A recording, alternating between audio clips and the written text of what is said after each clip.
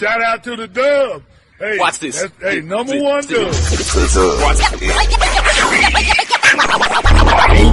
Football talk is a big hit. Sunday nights to Wednesday nights, we striking a match cause we lit. Y'all know the name, we call it the Dub. On Friday nights, it feel like a club. Getting that VIP treatment on the sideline, they showing us love. Great interviews, go hoods, put it in work, go good. Texas youth and high school talking to page on Facebook, hold up. Coach trying to stand on the scene, giving advice, he do what he mean. Jay Mack, he be on the scene, rocking the gear, it's so clean. We rise and go easy, off the easy, push easy. We bust up with our special gifts, make it easy, so easy. Trying to win, we so greedy. All my fans are so needy, cause they need to hear them talk about that club. We do it for the dub. We do it for the dub. We do it for the dub. We do it for the dub. That GF dub. We do it for the dub. We do it for the dub. We do it for the dub. That GF dub. Welcome to the Dub, number one high school podcast starring Pat O'Teasy, Jeremy McInnes, Coach Carr, and Brian Riser. Well, all right. What's happening? What's going on? Welcome to the number one talk show. Speak out. Speak out. Speak out. Speak out. Speak out. Speak out. On to the next round. Salute. Get ready. Dub salute. Hey. If it ain't live, it ain't me. It's your boy Bo out here with Ron Murray, hosting this tournament, the biggest, the biggest. We got B. Riser and then you got me, Pat Boteezy. This is your second annual? Yes, the second Ron Murray DFW 7-on-7 tournament at Life Oak Cliff. Before I get started, I want to say thank you so much to Coach Welton Johnson, Coach Scott Thrush, Coach Brandon Phillips, who definitely helped me make this come to fruition for a second year. So big shout out to Life School Oak Cliff to make this happen. Oh, yeah, Welton, my guy, man. He got some talent out here. I'm looking at the freshman, Landor number 9 and stuff like that. So what's the mission of this event and kind of what was the brainchild behind it? The mission for this event, to me, at the end of the day, it's about competition and fellowship. Because my brainchild was I want to bring teams from all over the Metroplex. Not just Dallas, not just Fort Worth, not just Best Southwest, not just Collin or Denton County. I want to get teams from everywhere to come to Dallas, the heart of Dallas, Oak Cliff, to have a good time, brotherhood off the field, competition while we're wearing the lines. And big shout out to Coach Welton. You know, he helped me bring my vision to fruition. I apologize. No doubt. Hey, B. Rise, you got a question for Mr. Ron Murray? That's it. This is my boy, man. I've been knowing him for 20 years, man. Third roommate. Yeah, his roommate. Oh, wait, we get a little closer. I got to frame this right. There we go. For roommate? Yeah. He was our third roommate. Yeah, I know, Oh, man. Funny story. They were like, hey, man, shout out to TJ. He was the other roommate. Yeah. He was like, man, one of the homies, you know, he got classes. Can you stay in the room? I was like, as long as he don't steal. He was like, well, he went to Hutch, but I don't think he steal. So he was like, Mayfield, my bad. Yeah. Most definitely. No doubt. Well, man, hey, great event. The crowd is thick out here, man. Yeah. Pat yourself on the back, man. We give you a dub salute. Yes, sir. All right. Appreciate it. What up? I got one more from that Ron Murray. Hold on. All right, tell them who you are. Tell them what your IG is. Dan Carolina Jr., got 2030 athlete. Hey, this is an athlete right here. Just got through talking with his daddy, man. He's going to be big time up here. How big are you right now? 5'10", 185. All right, you going to play a little DB, a little receiver? Yes, sir. Maybe a little quarterback wildcat? They need me to, yes, sir. Hey, it's going down, man. We expect big things from this guy right here. Follow him, Dak Landor Jr. All right. Booyah! Yeah, I hear you, but your screen, I know you was froze right before we jumped on, so I think you have some screen stuff, but we can hear you good. Hey, is Willow there? Nah, he off too. It's just my pretty face up here. It's just yours. Hey, I tell you what, I would jump off and jump on. I would play another video, and when it come on, if I ain't back, take it from there. I want to talk about Dank too, so if we do that, I got you. Okay. Let me play it, man. What the hell is Willow? I guess with the rest of the dub, not here.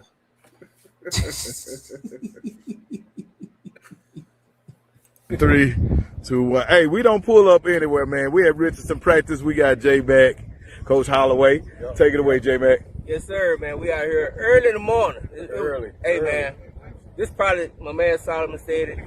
This probably one of the more spiritual practices we have seen in a while. Even during the fall season, this was a great practice. Early in the morning in spring, man. Tell me, what is it you trying to get accomplished during the spring?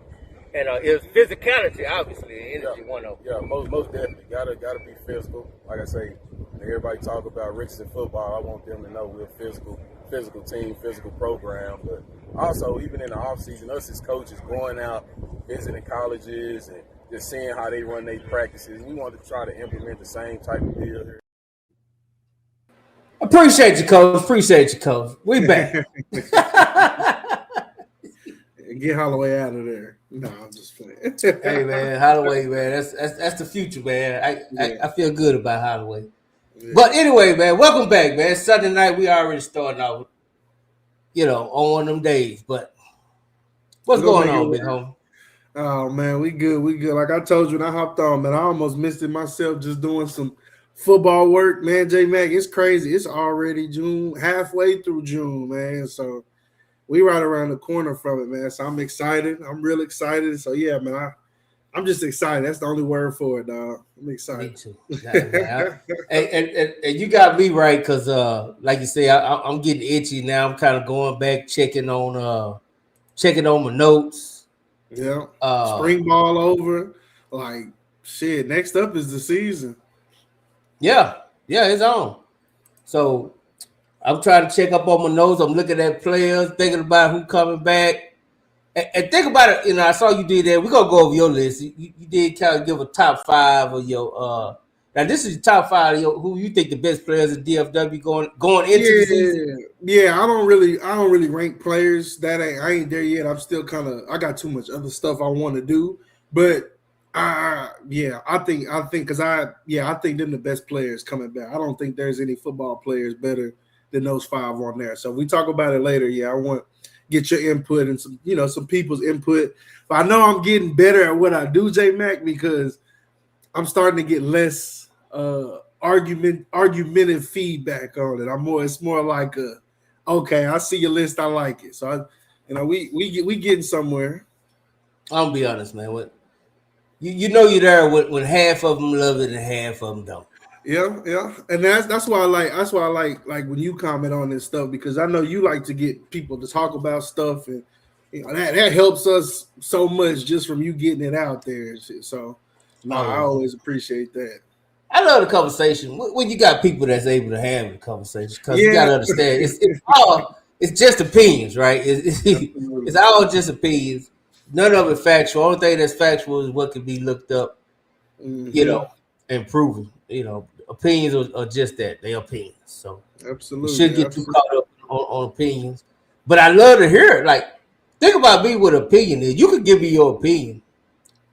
As long as if I ask you why, if you can tell me why, it really ain't that else to say. It's your opinion, right? You know what I'm saying? Like somebody might think this player is better than that player, and it's like, okay, so that's how you feel based on what you watch and how you watch it and what you like. And so yeah, man, ain't nobody got to live or die over this stuff, man. We just talking about kids playing the game, dog. That's it, man. I do not want to get too deep in it. Like, it's your we can talk about it's good conversation. Yeah, then I'm good. Willow, I see you back there. Just let me know when you're ready. Cause you still putting a spoon to your mouth. We ain't doing all that. This ain't this kind of podcast. Nah, not tonight. Not tonight. Hey, I was gonna say, if you need, I definitely don't mind. Because I did want to say something about Dank and what we. You don't have to tell me what's appropriate, Solomon. You still new, nigga. Shit, the fuck you mean? We don't do that, nigga. Shit, you still new. Nigga. Hey, he said you're in. He'll make his 1 year anniversary. Yeah, I didn't see you eat. I didn't see Todd eat some strawberries on here. I was like, I don't get down. I don't go to them all white parties, Coach Carr. I don't do that. Hey, Solomon. If you can't eat in front of another man, you got some issues. It depends on what you're trying to eat. Then don't come to the Dub Hangout. You're not invited. As long as y'all ain't out here popping out bananas and popsicles, man, we good. And ice cream. There would be no bananas, ice cream. Definitely ice cream. No ice cream.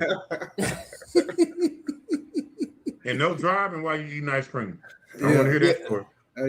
Or banana. Eat banana in the safety of your own home. That's it, man. Wait till you get home. Or a sausage on a stick. Yeah.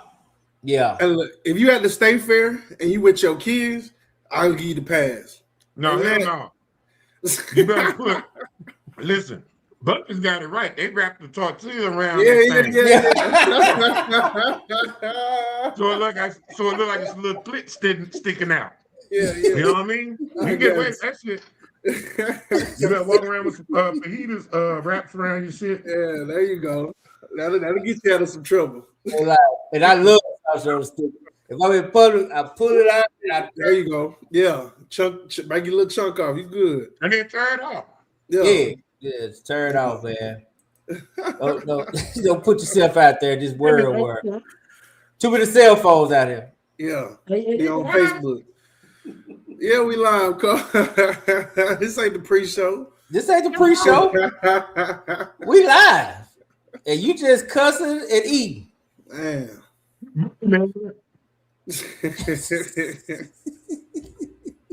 Hey, man, tell us about Dank, man. Coach. Okay, yeah.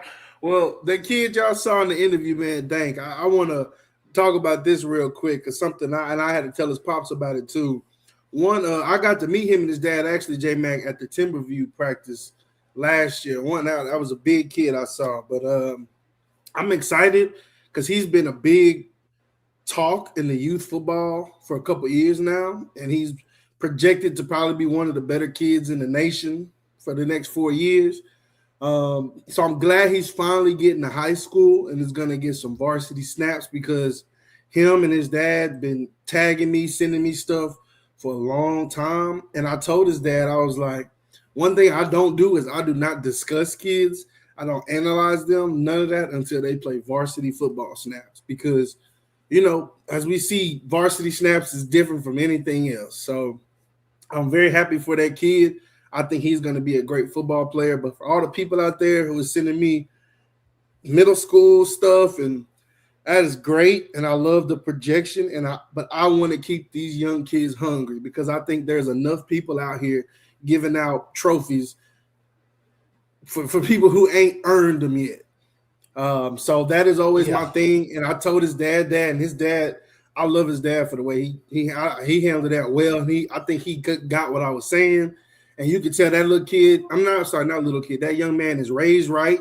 He shook my hand. He says, yes, sir. So I'm happy for that kid on that. And I want him to be an example to all you parents out there that, hey, man, when the time is ready, the time is ready. And until then, keep working. Stop looking for gratification in 7th grade, 6th grade football. We're going to get there one day. And for the record, the NIL don't start until you're on a varsity field and making plays. It don't even matter until then. So absolutely, you know what I'm saying? Let's just kind of chill it out. And I get that a lot too, man. And you do better than me. I go with it. I'm not as like my man Cordy. I should have Cordy the league. But yeah, like my man Cordy say, he look harder than me. He like, hey, look, man, if you ain't on the varsity field, quit. Don't send us no highlights. But I kind of do like to kind of watch to see who kind of coming up. Yeah. And but like you say, on the platform, until we got some varsity film, we really can't make no judgment, because you're the biggest guy on the field. We expect you to be the better. Yeah, exactly. And like you said, man, it's absolutely. Just wait till you get to that varsity and you put on varsity film, and then because once you do that. Like even with the JV kids and the kids that are freshmen that say, "Oh, next year they're gonna," it's like once you put it on varsity film, we can't argue with that. Like that's the proof in the pudding. But until then, it's all speculation. The best middle school player I ever played with went to 3 high schools and never balanced anything at the high school level. And in middle school, we thought he was going to the league. So in middle school, I see so many. Yeah. So the talk of the town, they really don't live up to the hype once they get. Once I say like this, once the growth spurt hit for everybody, it levels out. Yeah, it kind of levels out. I see that a lot. I really see that a lot coming from with the way the culture is and youth now is so big. that a lot of these kids, like I say, it kind of levels out. Like they end up being just, somebody else. Now that's not always the case. I don't think that's going to be the case for Dank, which is why I don't mind using him as an example. Because hell, if he could do it in weight, and your kids ain't on his level, he's one of them kids that is ahead of his time. Now, but he still got to do it. He still got to do it. We got to see what he do in life. Absolutely. We got to see it, and I believe in him too because number one, he's 5'10", 185. He is big. I will give him that. Big kid. That is a big kid. So he ain't gonna have no problem. Nah. Yeah. He is not gonna have no problem. And I think he run a pretty good 40 too, man. I want to say he's like 4'6" somewhere around there, 4'6" somewhere around there, maybe 4'7". But hey, I don't want him to get complacent. That's my thing, man. I've seen it so many times, man. Keep going. Like I always tell people, keep going. Don't worry about when all them flyers everybody giving you now because they ain't the ones that's gonna get you to college. They don't give out scholarships. Keep working, keep grinding, man. Keep working. I am not a butt paddle. And all my people that know me, they'll tell you that. You know what I'm saying? Like, I'm not here to pat you on the butt and tell you the greatest. All I can tell you is it's another level in there somewhere. Keep working. We ain't got there yet. Just keep working. I'm not here to be, I'm not the cheerleader. I'm the guy to tell you just keep working. We got enough. Know what I'm saying? We got enough of those, man. It's enough cheerleaders. I ain't got to be the cheerleader. I'll be the guy to tell you keep working. You know what? Boy, that next team, they sure got somebody good over there. Yeah. You know what I'm saying? Make sure you get your push-ups in this week. Yeah. You're going to get some dogs. Yeah. But yeah, that's good. That's a good start off with Dank, man. Salute to him and his pops, yeah. Yeah, man. I kind of wanted to get into this leadership thing, but I think I'm going to hold on it. Okay. Because I always was kind of wondering. I thought it would have been good for Coach Carter to come on. Maybe we would send this link out to Todd, but I think Todd's still out there living good in Austin. Todd told me he in Austin. He gets chauffeured around. He on an official visit right now. You know what I'm saying? He living a good life. Take it, man. Yeah. Hey, man. Hey, I'm not mad at him at all.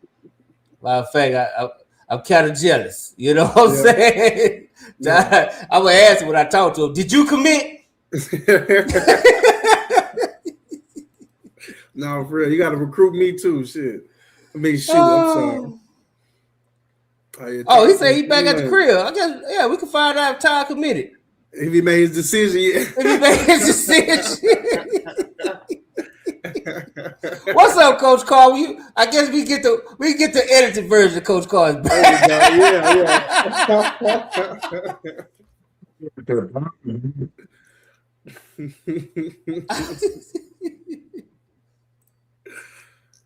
What's going on, Coach? Can we hear you? You good? Okay, we got J-Mac, you. J-Mac, you remember James Rock? Yeah, I used to work. Yeah. All right, so we did this event this weekend, right? And I thought he was dead for like the past 6 years. Okay, are you serious? I'm serious. So let's just start. He used to work with me. J-Mac, I thought he was dead for the last 6 years. Okay, so I was walking up this thing, and his brother said, "Hey man, my brother up there." I'm like, "Who?" And I just kind of like, whatever, and just kept walking, right? Man, his brother came over there to me. He's like, "What's up?" And I look like I seen a ghost. He gonna tell me. He gonna say, "Say, dog, he tried to dap me up." I said, "No, dog, I ain't dapping you up. I need a hug. I need to feel you. Yeah. Make sure you breathe." Hey, he's still super skinny. Yeah. See that I didn't know who he was at all. He had this long hair and he was skinny, and I was like, "Who are you?" Like, it's Rock. I'm like, God dang. Same one, dog. Same one, man. Same one. I thought you were Haitian. Thought you wanted those. No, for real, man. For real. But hey, we back, man. It's Sunday, man. We're gonna chop it up a little bit. I guess Ty gonna come in and give us his review. But while we do that, man, go ahead, Simon. Give us your top 5 players going into the league. We can have a little slight discussion. Yeah, I definitely got an issue because I'm gonna put all my stuff out in August. As soon as August 1st hit, I'm putting top teams, top players. I'm going all that, but I'm gonna wait to August. Mainly because I need Dave Cameron book to come on out. And I like to do it just a little closer to the season, kind of wrap up. Because once that ball kick off week 0 week or whatever, it's nonstop. But give us your top 5. Yeah, man. I just kind of wanted, like I told J Mac earlier, I just wanted to kind of do this today. I'm not gonna get into ranking players right now. I think I'm gonna be honest, man. I think as long as we got somebody like Greg Powers doing that, I rock with Greg, man. He one of the people I rock with. So, but I wanted to put out just because I do think that I don't think there are 5 better football players at any position anywhere in the DFW than these 5. So my first one, I think the best player coming back overall is Buck Randall out of Highland Park, the quarterback. I think from the standpoint, I mean, accuracy we got down. Like everybody knows he's accurate. But I think the biggest thing that separates him from every other high school player is I think mentally, besides maybe Colton Nussmeier, because I think he's got a similar background, I think mentally that kid knows more football than anybody walking in DFW. And then he's been in the Highland Park system for 3 years. So I think he's kind of just levels above every other quarterback right now. I do. Levels? I do think level in terms of playing quarterback. In terms of playing quarterback. Like if I was gonna put you, no, you good. But like if I was gonna put you on an NFL team today, Buck Randall could mentally play in the NFL today. I think so. Over Nussmeier. I think him and Nussmeier are one and the same, but I think he's done better than Nussmeier. I do. Okay. And it could be because of his weapons and his coaches, but I do think that. Speaking of eating, Todd eating cheese doodles. Just yeah, man. Them all white parties, Todd. I don't do that. I'm gonna let y'all have that, man. What y'all doing no clip, that's y'all business.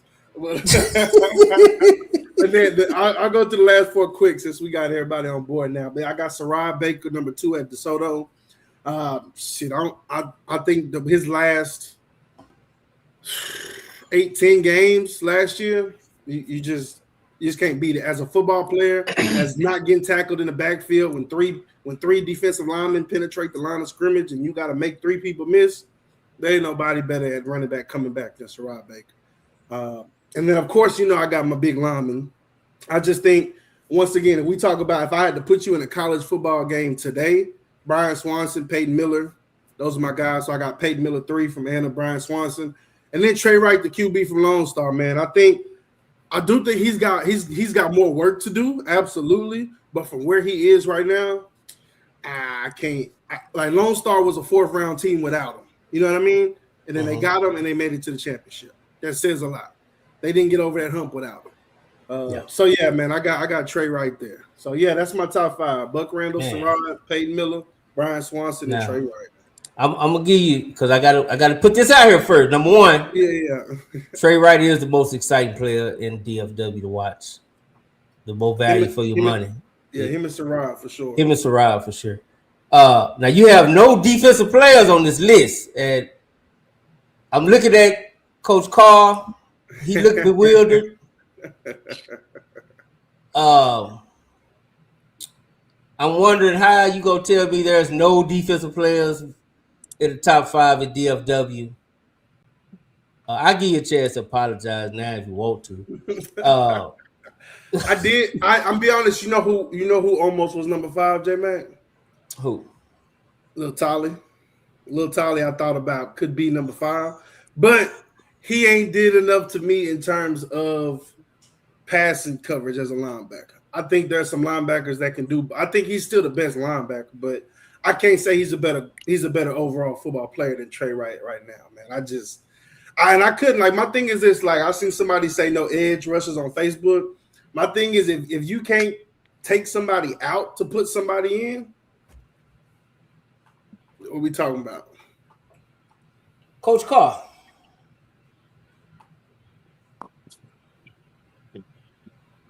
disagree with his list, considering he's an old lineman and everybody on that thing was on offense, and it's 2 old linemen, and everybody else is quarterback. I don't necessarily know if I I'll say have a sensible. I don't know if I can have a sensible conversation with Solomon. So At all. Thank you. Yes, I'm done. Man, I think the biggest lack of talent in the DFW is in the secondary, in defensive secondary as units, and even as individual. I mean, we got some individual players, but like secondary play last year, man. And I ain't talking about camps. I'm not talking about 7 and 7. That's fine. But I'm gonna give you a clear choice. Okay. Brewster is not on that list. And Crazy. That alone makes this list void, but it's your list. So I can't Now, what was the thinking of you said? And then I gave you an out, and you said Tyler. How the hell Brewster didn't come to mind? Did you put that on the floor? If I had to pick between one of them two to start my defense, I'm picking Tolly. I ain't gonna lie to you. Right now, today, I'm picking Tolly. Now, if you talk about I got him for 4 years to get him, or 3 years to get him a good, absolutely, I'll pick Brewster. But right now, a high school defense, you get the first round draft. Your first pick in the draft, you tell him it's gonna be Tolly? Oh, between him and Brewster, yeah. But if I had to pick, it'd be him, Meredith, or Snell. I'm be honest. Them 3 I think are the best 3 defensive players coming back. I think Brewster got work, man. Brewster got work. Brewster bigger and stronger than everybody he playing. But he got work to do, man. He got work to do. That's the lineman, coach. Don't worry about it. I mean, welcome to the part of Mark. You can't last. I get to you last. I don't even know if Ty want to respond. He might got cheese doodle in his team. He might got to pick him out. What up, Ty? What's up, man? Hey, man. Before we get to your fabulous vacation, man, we'll get to that a little later. I know you heard my man Simon nephew. Nephew gave his top 5 at DFW. No defense, 2 offensive linemen, 2 QBs, and a running back or athlete, however you want to call it. So now what the list based on again? These are the 5, to me, the 5 best football players in terms of kind of at their position and what they play and what they do right now. I think they're the best players coming back. Overall football players. In DFW. Mm-hmm. Nah, I can't go there. I mean, not totally. I mean, I don't like it. I don't think his number 1 is really number 1. I mean, like if I'm talking about Buck Randall. Yeah, nah. Cause what you don't like about what you got to tell me what you don't. If we want to do it off air, that's fine too. Because I'm not big on talking about the kids on here. But what? Yeah, nah. I'd rather go with Trey Wright at the quarterback over Buck Randall. Like it's not even close. Ty lost 20. I told him that, Ty. I told him that. You know why I can't say Trey Wright yet, Coach Todd? Why? Because if you go back and watch their season, that offense is the simplest offense to learn, Coach. I'm not gonna lie to you. They run the simplest offense. Nobody has enough athletes to defend it. And so, as I do think he's great, I think he's better than every other quarterback coming back next year, Trey Wright. But I don't think he is as fine-tuned as Buck Randall. I don't think he can read defenses like Buck Randall. I don't even think he makes great decisions all the time like Buck Randall. Who had the better game when they played each other? Did Trey Wright knock him out? He did, absolutely. Now, are we talking about Highland Park or are we talking about Buck Randall?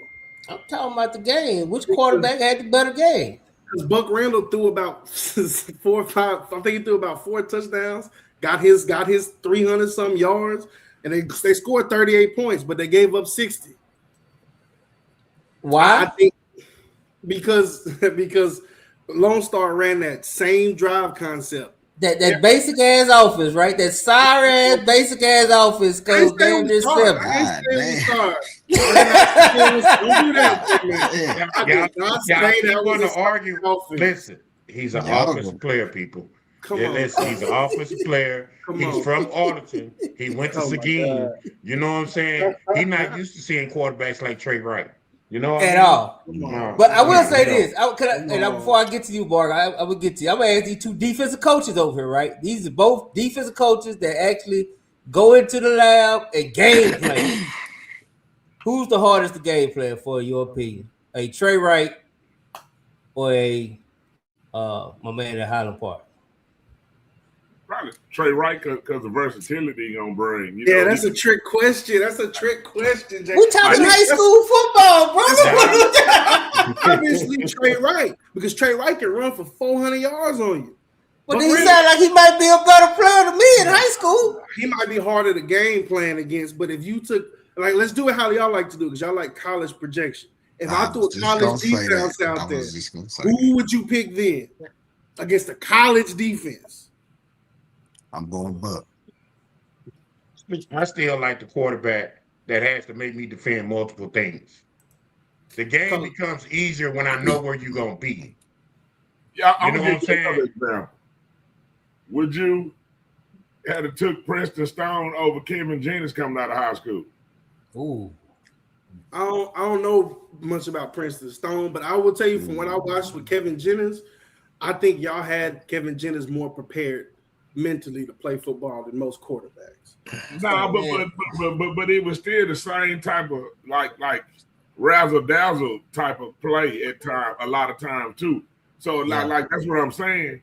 You can take the guy that's been in a well scripted offense for 4 years. That don't mean he gonna have success at the next level. Because I mean, he not Matthew Stafford. Coach. No, he not. No, we not. No, we not. I'm not saying he is, but it's the same thing. If you say Trey Wright's not Kyler Murray, it's like, but I can see the traits. I can see, Coach. I mean, I watched him. I don't see no trait to Matthew Stafford. I unfortunately Matthew Stafford played in the time, but we can't pull up too much. I seen what I've been able to find on Matthew Stafford. I saw him I didn't watch it. It's hard to argue with that, Coach Todd. I'm not gonna just say some BS. But what I have seen over these last couple of years, mentally, I think mentally he's above and beyond, Coach. And it could be prior training before he got to high school. And I think whatever you want to call it. I think he's a solid quarterback, though. You know, I ain't taking nothing away from him. He's not gonna turn your ball over, Coach Todd. He's not gonna turn your ball over. He can get you a first down without throwing the ball. Yeah. You know what I'm saying? So those traits to me are harder to stop in game plan, because when he has to just be a football player, that's a difference between your receiver being a football player who has to get the ball and your quarterback turning into just a football player who has the ball in his hands every play. That's harder to game plan. It's harder to game plan the key. Like, okay, so I remember watching Sock play Emerson. Yeah, we was there. And had the OU quarterback. You know what I'm saying? Yeah. That kid did things that was so far outside the game plan that you couldn't game plan for it. He had to run out of gas for soccer. I'm about to say you could adjust for it. Yeah. There was okay. Todd is here. I'm gonna let him ask that question. I don't know a whole lot of you. Did he gas out or did they adjust? No, I'm gonna let Todd ask that, because when I watched it, that dude got tired. That dude got tired. He gassed. You know what I'm saying? Like, and he played every play like it was the last play. Yeah, I'll give you that for sure. He was. And I will say this, You know Coach Ward even told me that after the game. He like, I'm glad he got tired. Yeah, he had chased him around though. Yeah, for sure. Like he could outrun some shit where you was lined up right. Yeah. Like he literally kept him in the game, man. Like, yeah. But the thing, taking it back to, because Buck Randall can't run on the ground, Coach Carr. Now, how much he chooses to do it, but I've seen him on 4th and 8 run that ball and get that first down. He's a great decision. If it is there, he will get that first down. He has the athletic ability. I'm not saying I'm not saying that Buck Randall ain't what you say he is, right? Yeah. I haven't watched enough of Buck Randall to give you a clear assessment. I saw him in 7-on-7. I saw him throw the ball. Like, I don't watch it like that to know enough like that. You know what I'm saying? I just know two things. And this is something that I have an argument with people who tell me what kind of quarterback is what, right? Yeah. I really just look at one thing, man. You know what I'm saying? Is the cat a winner or he not? Let's throw all the tangibles out, right? Because people gonna say, "Oh, such could throw better than Tom Brady." Aaron, whatever is a better quarterback than Tom Brady. Brett Favre got a stronger arm than Tom Brady, but the accolades don't say that. Yeah, you see what I'm saying? So again, but them team awards too, though. Huh? But them team awards too, though. Like I don't like when you start about they are tied. But look at Jalen Brunson, a kid who has won everywhere he's been. You know what I'm saying? Sometimes people are just that tired. They're just winners. Like, you know what I'm saying? You're a winner. You the New York Knicks going. The one that was with Dallas and they let get away. The one that was with Dallas. He won state in high school to Illinois. He won 2 state national championships in Villanova and just won the world championship. You see what I'm saying? Like those people are real live people. Now you can sit there and say Kyrie a better guard than him. Such and such is a better guard than him. Such and such is a better guard than him. And that may be true. But when you look at the end game, what you want is championships. That's the only reason we play this game. It's to win. And they both got, you say Kyrie, though, they both got 1 championship apiece. Yeah. Yeah, but Brayton, you know what I'm saying? So sometimes when you look at like that, and then when you look at Buck Randall, head-to-head matters. Well, Coach, Buck Randall only got 3 losses as a starter. Trey Wright got 1. They both winners. And now Buck Randall is at a – but see, this is what I'll say about this. What happened when they play head-to-head, Solomon? When they play head-to-head, what happened? Lone Star won. That does not make you a better player, though. I'm not going to just give you that because your team beat the other team. I can't go with that win. I mean, I like people on the field. But I can't say because he won. Like, even Sock 2 years ago, right? Sock didn't have a running back better than Black Jesus in that championship that they lost. Yeah, 2 years ago. So it don't necessarily. I'm gonna say this though. Black Jesus won the best running back on that field in the last 2 years, even on that day. No, the first one it was. The first one it was. It was the first one. But this what I'm saying against this. It also matter what you're going against also. You know, like if you got 2 running backs and one going against a way better defense, then the other running back probably gonna have a better day. Because even the one we lost, he only went for like 106. Yeah. He had a bag. Yeah. I get you. I get what you're saying. I'm saying, like, if you're going against a defensive line, I don't think you can say in linebacker, like where everything keyed in, and you got a solid team that done played. Like I'm saying, similar teams that we done played, and you get to him. Yeah, he's very talented, but he's not talented than 11. You feel what I'm saying? His team ain't good enough offensively to beat 11 people. Yeah. Correct. However, at that same point, Todd, you know what I'm saying? It still goes back to when you turn on film leading up to that game, he's the best field. He's better than the 11 that he played against. But to a degree. But that's what I'm saying. When you get to he got to us, his talent, if we play just sound football, we can neutralize him. He capitalizes if we don't do some sound. Let me bring you back to the Buck Randall conversation, because one thing I did want to mention is Highland Park had, and I'm gonna say this, Highland Park had a subpar offensive line and a average wide receiver core, and Buck Randall still is the only quarterback to throw for 3,000 yards in the regular season. Highland Park always got an average. Yeah, but that's why I'm using. The year they made it to the championship, they had a good offensive line. They were better than last year's, and they didn't have a great wide receiver core. So that goes into account for his ability. Like literally, they just catch enough of his passes to go 14 games. They drop a lot of his passes, but they catch just enough. Okay, Mark. I want Mark to give his input, but Mr. Jonathan Whitaker, but we got to stop this, bro. I'm sorry. It ain't a running back on sock roster that's better than Black Jesus. Now, one thing I like what Coach Carr said is on that day, hey. Say that day. What? That day. It was What? definitely that day. Put Black Jesus on sock offense, and I guarantee you. I can't take it from the ball. Oh, but you don't want to do that though. I'm trying to, dog. J-Mac, I'm with you. I see what you're saying. Like I'm not arguing with you on that. Black Jesus is the absolute best running back in the country. You ain't gonna hear me. Let's not be minimizing Black Jesus. Not on Sunday. But that day, and that's another thing. Yeah, so Simon, you didn't even have, or that was just a North Texas thing. Your list was just not Texas. Yeah, mine's just DFW, man. I don't really go outside DFW, man. Yeah. But yeah, I don't. I'm with you. I'm good with you. I don't think Trey Wright is better than Buck. I think he can be. Hell, he's the only everybody else is a senior. He's the only one that's gonna be a junior. Guess what, Jake? Guess what, Solomon? That day he was.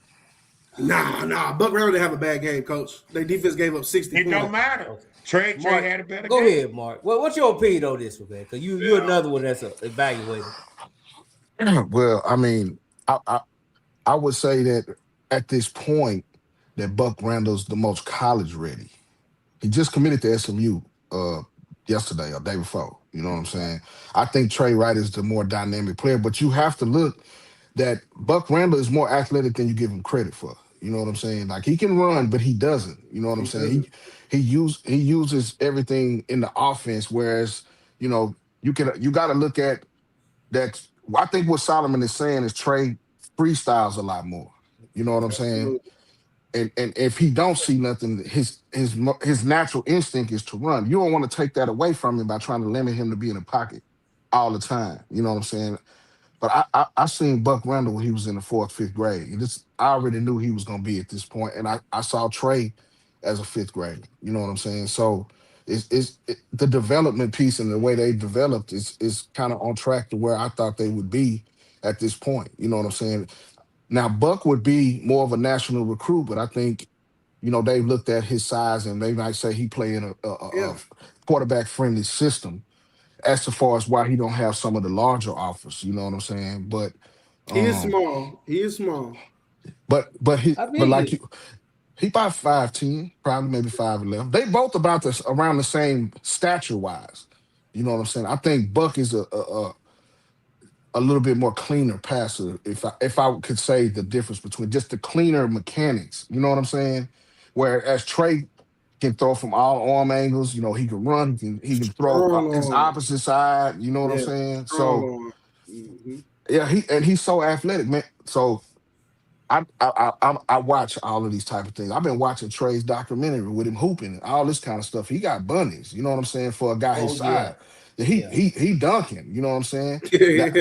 I'm not saying with one. I'm not. He's talking with 2 and 1. He got bounce. Now, I mean, if you want to compare him athletically, then you got to move them from 5 to 1 and shift those numbers or whatever. I think Solomon, you should have probably the lack of defensive guys is what they're saying. You maybe should have said the best offensive players to kind of give it that. And then you could come back with defense. I get what you're saying. That probably would have been a little better for next time. Well, you might not be getting so many elbows in the throat with it. You know what I'm talking about? It's all right. Hey, I could throw it back. So I already know. But hey, you know what I'm saying? I like your list. Of course, we talk from time to time, so I kind of watch your work. You know what I'm saying? And I like the list. You know what I'm saying? The guys that's on it. I mean, you got to, but I think you left Jasper off. You know what I'm saying? Where does Jasper fit in that? He's not a big fan of Jasper. I'm saying that. No, I'm not. It's not that I'm not a big. What we talking about? Offensive lineman that run a 4.9. He's not. Coach. I think Jasper he has one of the biggest upsides, just like Brewster. But I'm not going to give him that yet, Coach. I'm not going to give, and I know he don't want it yet. He know he got work to do. Right. His coach know he got work to do. Right. So I'm not gonna give it to him just because he got offers. I don't do that. Now on that list, you can say that Peyton is the most versatile because he can play all 5. But Swanson has been kicking inside. Last year he went from tackle to guard. So I mean, Yeah. his versatility is there too. You know what I'm saying? Yeah, Plus- I don't think there's any O line. In my opinion, I don't think as of right now today there's any O lineman better than Peyton Peyton. Miller, yeah, and Peyton Brian. Miller is. Yeah. And when you watch, you seen him in person though. Just Yeah. watching this big joker play, Yeah. is crazy. Yeah. And he played Since defense. he was a freshman. Yeah. and he played defense. Like Yeah, he played D. I like Peyton Miller, man. He is I got somebody you active missed out. and he Who's that? nasty, he mean. I think I Cooper like him a Whittington should lot. be in the top 5 players. Who? ooh. Whittington. I don't deal much into the private school because I don't watch them enough, Coach Todd. Because somebody was telling me about the defensive lineman from All Saints, and I watched them play last year against Episcopal School of Dallas, and I agree with him. He was like that, but I don't cover him enough. But yeah, absolutely. Who we talking about? Kingston Byre? Yes, you know my man. Yes. Kingston Byre has started to develop towards he's a late bloomer. You know what I'm saying? And he got the opportunity. He was all state and everything. Yeah, damn. I'm in a power outage over here in the hood. You know what I'm saying? Yeah, But man. You know what I'm saying? But anyway, I don't mention them. I thought you had a little quiet storm going on over there. No, boy. man. You know what I'm saying? Yeah, I think they got a rolling outage or something. You know, you know what I'm talking about? But anyway, now Kingston Byre is steadily climbing. You can tell by the offers he's starting to get. But it took a while. You know what I'm saying? Because he's kind of a tweener. His game is probably really designed more to be a 3 technique or interior guy, but they move him all the way around. Now at the next level, that's probably where he's gonna be. So, like y'all said, when you project to the next level, when you're looking at him, they play him on the edge, but he probably gonna go inside. You know what I'm saying? Yeah, you got to look at the size and how he gonna fit scheme wise, and going up against the type of competition he gonna go. He might not play the first year. You know, he might be a second year guy. You know what I'm saying? So that's why you might, when you say those type of things, but he was dominant in the level he was at. You know, he gave Parrish hell. You know what I'm saying? For real. And Parrish is a state championship team. You know what I'm saying?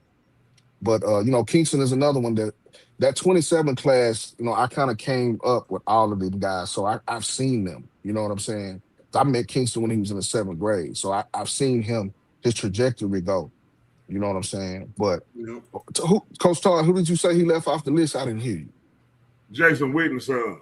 Oh, Cooper? Yeah. You know, he played a little offense too when he was younger. Coach, that's a football player, dog. That's a football player. So I wouldn't even be mad at that, Coach Todd. If I was including them, you can't leave them out. If you thought about defense, I got you. If you thought about defense, I thought about defense. But if you thought about defense, and I'm gonna ask you too, Mark. Do you think any defensive player should be in the top 5 of the returning players? Look, you can't just say top 5. You got to say over the players on the list. I mean, that's what I mean. So in that top 5. Okay. I'm a YouTube person, fanatic, and I've been watching a lot of Jaden Brewster documentary, or you know, he been going on these visits and all this stuff. That's a big dude, man, and agile. Plus, you know, he was running that peel too a little bit before then. You know what I'm saying? So I think he's the most disruptive and dominant defensive player that you have. I wouldn't start. I love Tyler's game, his speed. I know why you picking him, because you can move him out. He's really a safety. You know what I'm saying? They moved him because they got Snell back there. He don't need to play in the box. Yeah, they moved him up because he can run.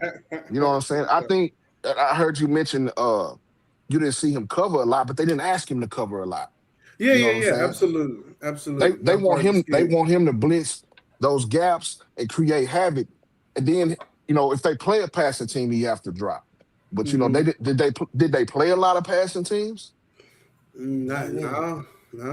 Right, because as a sophomore, he played more of a safety. He was kind of a rover and maybe a nickel, and he covered a little bit. Big nickel, yeah. You know what I'm saying? But his speed and he got that bull in the ring type of mentality. You know what I'm saying? So I think, but I also think, Solomon, what I like about the list, because I was driving home and I kind of saw it, is the list. These are guys you actually seen in person. You know what I'm saying? I think you have to take that into account, because, you know, everybody here go out to games and we actually watch them. You know what I'm saying? Some of these lists that you see, based on looking at them, do they actually watch them?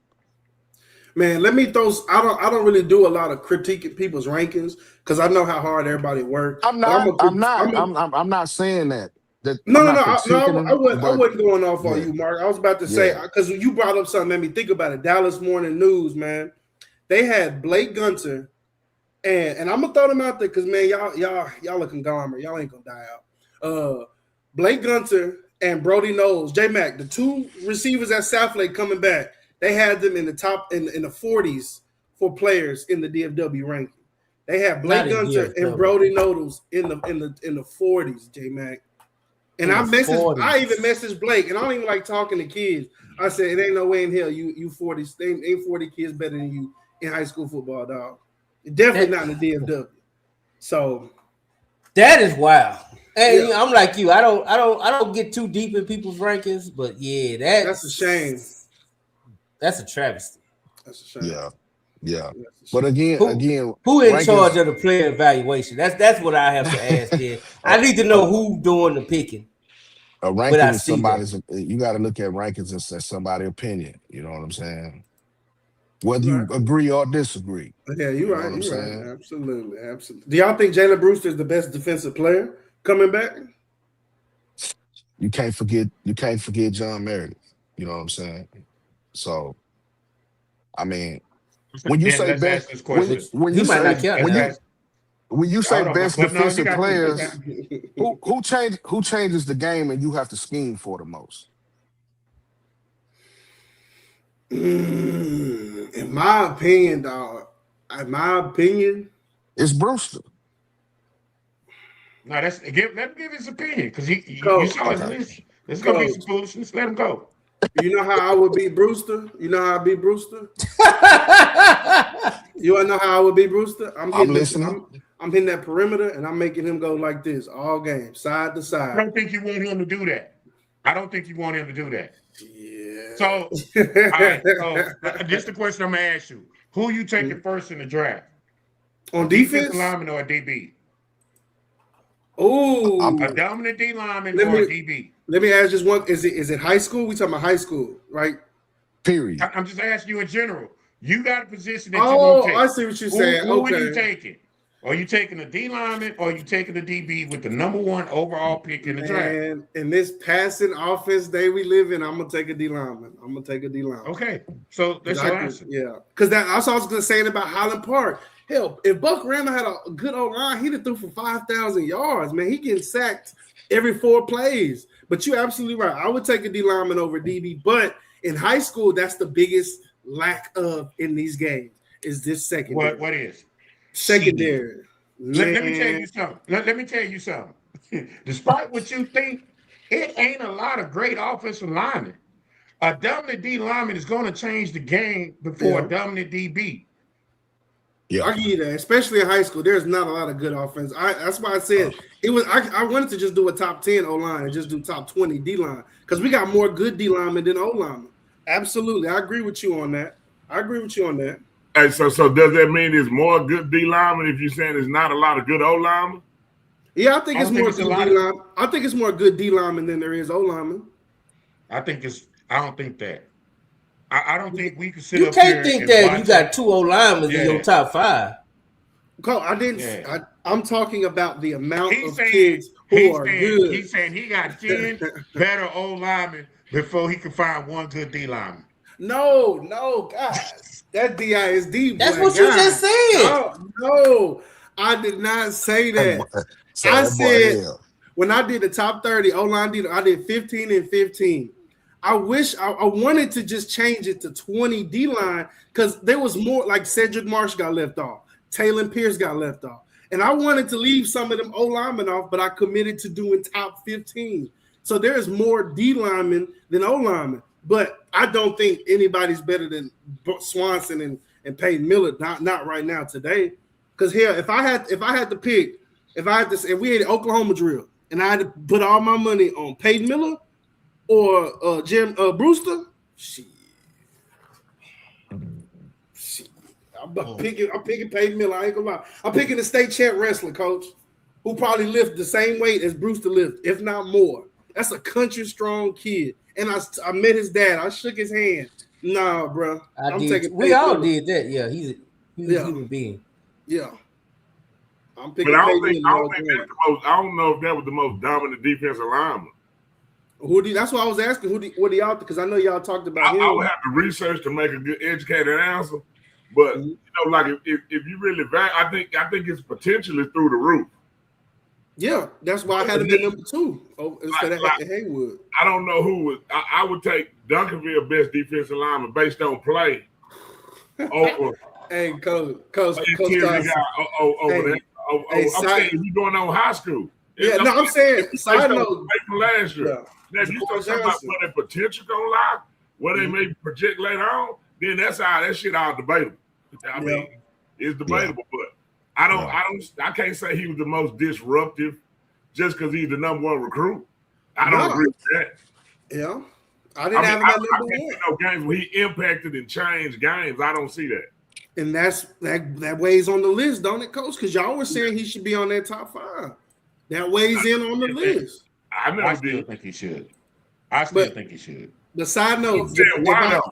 I'm saying we basing this on potential base or what we see. I'm not basing it on potential base. It ain't got nothing to do with potential. It's literally what I saw with my own 2 eyes when we scrimmaged him. I can't sit here and tell you that over the course of the year what happened because I don't watch them like that. I don't follow like that. I don't sit and watch film and see whatever. I don't even Google his highlights. I'm just going based off what I saw him do and how I saw him play. You know what I'm saying? That's just what I'm basing it off of. I can't sit here and tell you that there's another 5, 6, 7, 2, 3, or 1 defensive lineman better than him. The only kid that I thought might have been better than him in the last 2 years is the kid that was at Richardson. You know what I'm saying? Like I got a chance to watch him. But you know what I'm saying? So with that kid, I'm saying that kid disrupted games though. Yes. But I'm answering your question. When I saw him watch us, when I watched him scrimmage us, he disrupted the game. But I haven't seen enough of his games to tell you that he does that on a consistent basis, if that makes any sense. Yeah, like I don't see it. I think we get caught up in the potential of players and the measurables. Because, like I know I may be crazy for saying this. I still like Braylon Calhoun to me the best DB in North Crowley. You talking about Cunningham? Cunningham. Yeah. The sophomore. The freshman. Okay. No, Coach Todd. I had to argue about that somebody during the season, and I didn't like to talk about it on the dub. I honestly think besides, I think that secondary is very overrated. I'm not saying they're overrated. What I'm saying, I like the Cunningham kid. Like, forget before the hype and before he gonna get. I like his play as a freshman.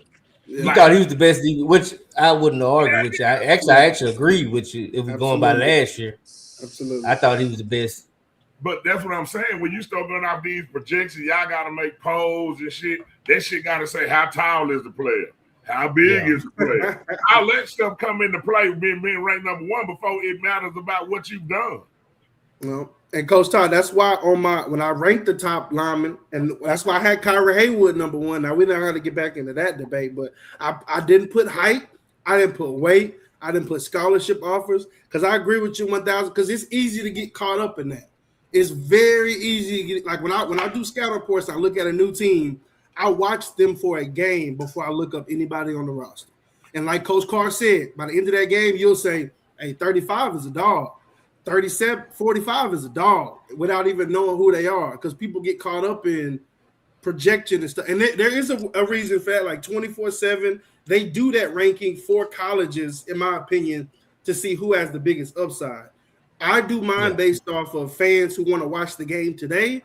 These are the best kids today. And that's why I thought Kyron Haywood was the best defensive lineman right now today. And so I'm with you on that. Now, who everybody thinks is number 1, like J-Max, it's opinion based. Yeah, that's going to be debatable. I mean, because when you start talking about stars is based on You can't be an undersized and be a 5-star no matter how many plays you make. Yeah, absolutely. Stars, and they base them stars off of. I don't know how they do it, but they it's really off NFL projections, which is kind of wild to me when you're thinking about high school. But that's what they'll tell you, because it's all most likely to NFL, even though the 3 stars usually make it at a higher clip. Yeah, because I think you'd rather be wrong saying Colin Simmons is the #1 player versus saying somebody who, like you say, is too small. Like it's easy to bet on somebody, and if they don't pan out, it's like, well, shit, how can you blame me? But they don't. Nobody wants to be wrong on the Kyron Haywood. But his production, like when it was Colin Simmons, his production, you actually could see the actual traits in games to say the edge position, why he will be dominant playing the edge at the next level and should potentially go to the last level. You know what I'm saying? Yeah. Like you can see that, and it carried over. You know, and that's why I used him, because he's one of the few people who, I mean, hell, he's projected to now be like a top 10 draft pick. So yeah, like that's what I'm saying. Like I use him because they were right. Everybody was right on Colin Simmons. Yeah. But then if you look at your favorite school, Arlington Martin, most people thought when Myles Garrett was there, the other DE was better. Man, I'm be honest. Bowie, when I watched Myles Garrett, he was better. Coach Ty, I watched Myles Garrett, and we had 2 Big 12 offensive tackles. One blocked for Patrick Mahomes at Tech. The other started on that Kansas team when they had like a winning record. That he made them look like freshman B team offensive linemen. So did you watch them? Did you watch him versus when Dexter Fields was there? No, because that was my freshman year, Coach. That's when I started watching. I'm sorry, I'm young. I'm born in '99, Coach. He came out a year before him, but he went to TCU and got a freshman of the year.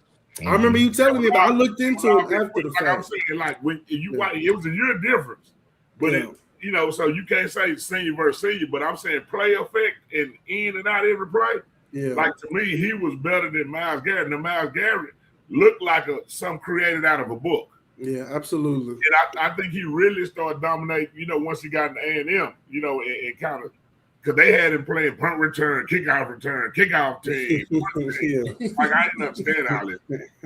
Yeah. Well, you got the biggest kid. You got to play him. Yeah, he everywhere. You know what I'm saying? You got to play him. You might lose him too, so you got to take that into effect. But yeah, man, I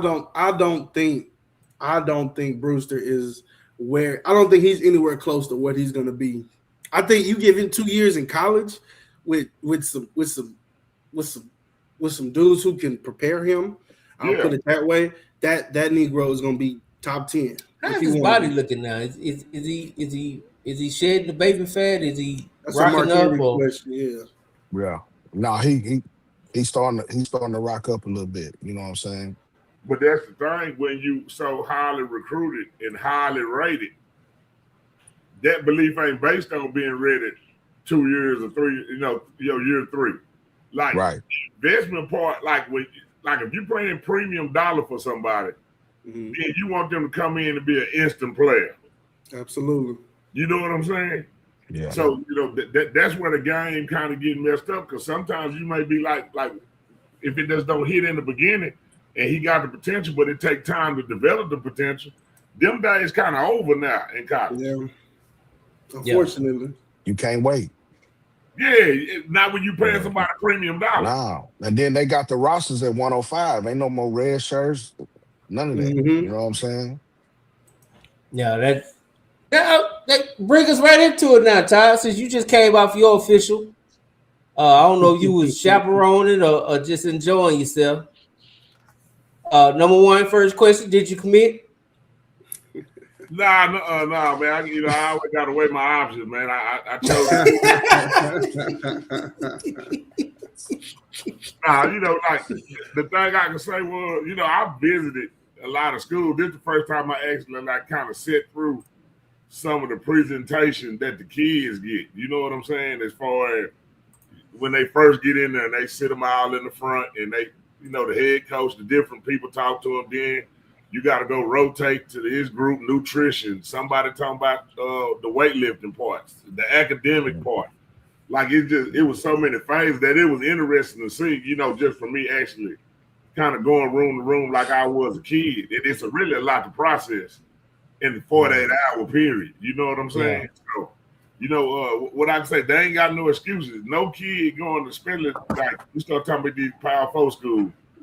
You have no excuse not to be successful as a human being. You may not develop to the best, but you got every damn resource to be great in life. Everything. And the ones that don't take advantage of them are just a fool, and they can make whatever excuse they want to. But shit, nah. I mean, it's like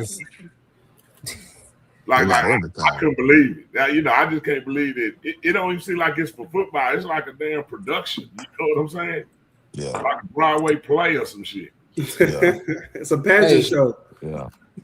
Hey man, the committee at Ohio State say he was offered females. I saw that. Damn. Did you see that, man? I seen that, man. I mean, but I don't think that's nothing new. I think that's been, that's been going on since the beginning of the time. I think that it's new that somebody actually said it. You're right, it ain't new. Yeah. Now I don't know if it was offered in an NIL package, but I mean, hell, we outside school days with half pint winning up with juice. You know what I'm saying? Already. Yes, sir. But nah, the J-Mac, it's really like, it's really crazy though. You know what I'm saying? Just the amount of resources, man. Like, say, man. Was you there to be an advisor, or you just there just observing? Gib just asked me to come down, and I done shot him ghost a lot of times. I was like, hey man, I'll come down there. He was like, just come on down and and just kind of just see how things are ran down here. And, it's so many people, you know what I'm saying? Everywhere you turn, there's somebody saying good morning to you. I mean, like it's a different experience from, the community that I actually exist in and grew up in. You know what I'm saying? It's like the side of the world type stuff. But I'm pretty sure like this in all the big schools. So like you say, P4, they all like that. Yeah. It's a friendly environment, is what you're saying. Yeah. Like from over here, you ain't used to everybody saying good. You got a good morning to everybody, it's a process that a kid, and a parent, like for a parent, you got to really do your research before you go to some of these places to know what's going on. Yeah. But it's a lot of stuff out there for these kids to take advantage of, man, from academic help, mental health, branding. Shit, like whatever you name, they got the ability to have if they, seek the knowledge. Yeah. Yeah. But I do like what you said, no excuse. If you make it to the campus, no excuse. Yeah. Not to come out a better player, a better person, better player, and degree. Yeah. Prepare for life. Yeah. Either, out of the people that you got helping you to make sure that you, like, man, there ain't no excuse. No. So how would you rate your experience? As a first time going on a recruit trip, kind of going through that, I probably would say it's a 10. You know what I'm saying? What did you tell your player when y'all got back? When you got back, you just said, hey man, so you Nah, he went with his family, like shit. His whole family was down there. So, I drove in on my own, you know what I'm saying? So I just talked, asked him, what he thought about everything and, compared it to other places he'd been or wanted to go see. And, who was the player, if you don't mind me asking? Swanson. Okay, I figured it's my okay. Yeah, because I don't like to get involved in recruiting. Like if they ask for advice, I give it. But my main thing is there just to be a support system. Whatever decisions they end up making, wherever they choose to go, I'm going to stand with them no matter what. You know what I'm saying? Yeah. And I feel you. That's my man Jamal. I feel you might be right. What is that? Well, he just said it might not be everybody don't make it to graduation because coaches, they hire to get fired, they trying to win. But if you're good enough to get that degree, if you're good enough to get a scholarship, you better be good enough to keep a scholarship. Yeah. Yeah, because when we was in school, you got them dudes that's on the team for 5 years and never play. They didn't lose their scholarships. Now they taking them to give it to somebody else. So that part of it's changed. Welcome to the real world, Solomon. Because if I don't do my job, guess what? Yeah, that's right. For sure. I ain't disagree. That's because they want it, because them kids still chasing the dream of thinking maybe they better than what they is, or maybe they missed the opportunity, or somebody messed them over. But man, ain't no excuse. I don't even know. Ain't no excuses. Like, I mean, all them resources people got, man. Shit, now. Shit. Yeah. Yeah. If you getting told to jump in the portal, it's probably it's something. Like you just didn't get sorry overnight. You was that good when you got there. Yeah. You know, you got to make good. That's what I'm saying. It's research based. You got to know where you want to go. Know where you're a good fit at. Know your personality. Know if you got people there that understand you. You know what I'm saying? Because on these trips, you see a variety of different people from different backgrounds. So, you know, what one group or one family may be like, the other family may be total opposite. You know what I'm saying? And that may be from different races, the different upbringings, different economic classes. Like, it's a whole bunch of factors that go into this. So, you ain't got no excuse to me. Oh yeah, shout out to that's the mama of Thurston, the cornerback at Lamar. I saw he don't flip, which kind of goes what I was saying about all that pressure when you leave. Yeah. But congratulations, man. I definitely like Ohio State. Definitely like, not Ohio, Iowa State. He's a Cyclone, Mr. Thurston.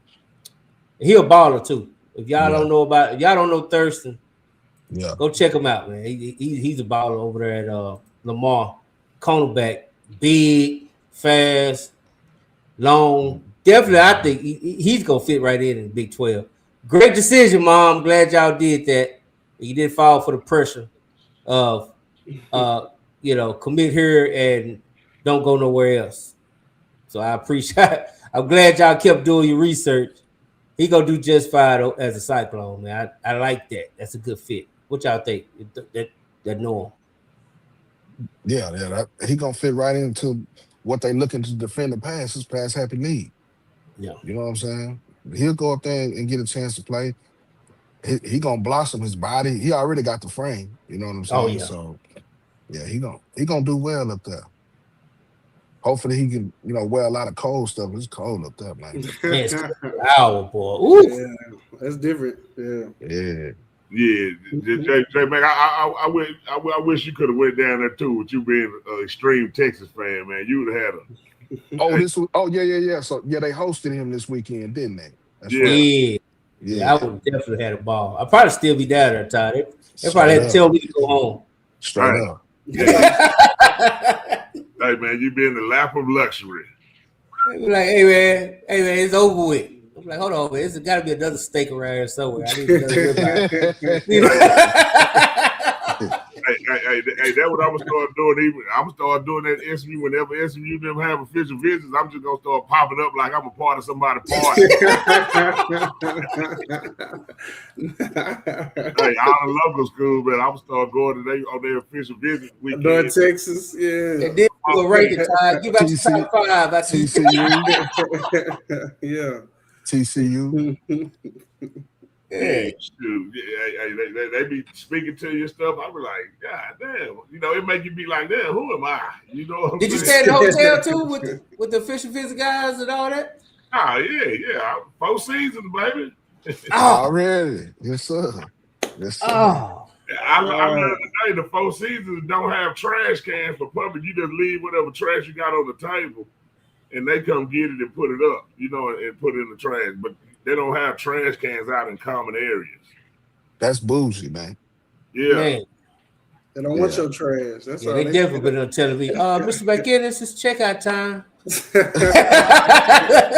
I don't even know what time checkout time was. Hell, I know I was past checkout when I got out of there. It was a good experience though, man. You know what I'm saying? Yeah. I can see how for a kid especially, because my attention, they were so many presentations and stuff. Shoot, I catch myself nudging myself. Hey, stay up. Yeah, that's a lot. Yeah, them kids, they were locked in though. They were front row like them up. You back there talking about what ice cream? Straight up. Yeah. I'm like, yeah. They got snacks everywhere you turn. Yeah, you gonna get fed. That's for sure. You gonna get fed. Shoot, man, whatever they were serving, I had a little bit of everything, sampler plate. Hey, and then you know what it felt like though? It felt like you're trading places. Yeah. You remember when Eddie Murphy was like, okay, so all his money, he just started putting stuff in his pocket. Yeah. It's yours, man. Yeah, I'm like, you can't let this guy snacks laying out there. Where I'm like, man, this is crazy, man. Yeah, he put that bar robe on and everything. Man, them kids, man, they got everything, man. You know, like the stuff you buy for the grocery store, like they got oatmeal stacked up, you know, like, man, everything, you know, protein shake, protein bars, protein this. They make you a smoothie, you know what I'm saying? You gonna make your own smoothie. They got food for you.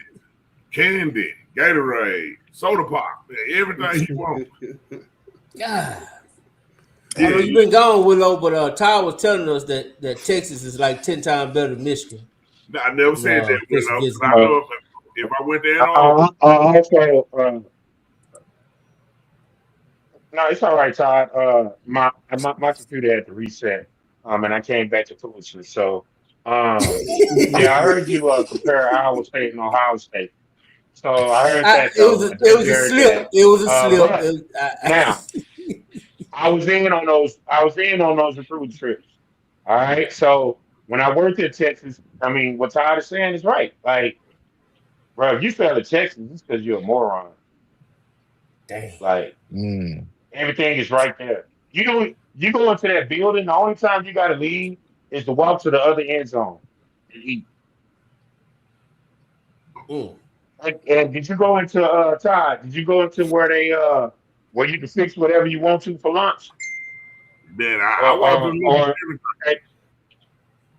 I was everywhere. I mean, they take you everywhere. That was your first club, this club, that club. But damn, that's crazy.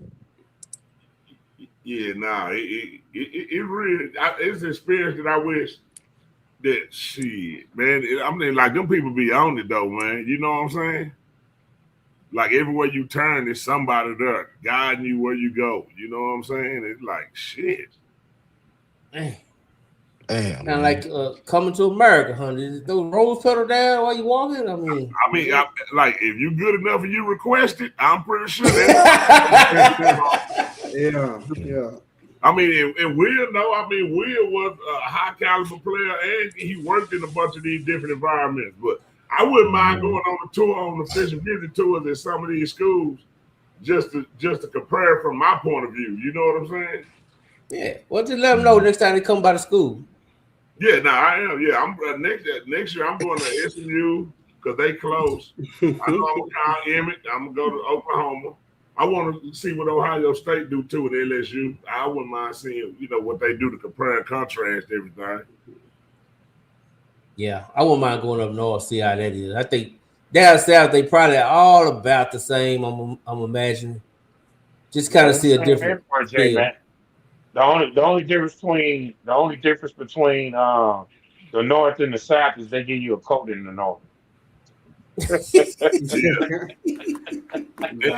depending on where you're going, like Austin, like a big city. So I wouldn't mind seeing how it is. Like if you go somewhere like Alabama, where it ain't college town. Yeah. Stuff going on. Where it's like this it and this it. Yeah.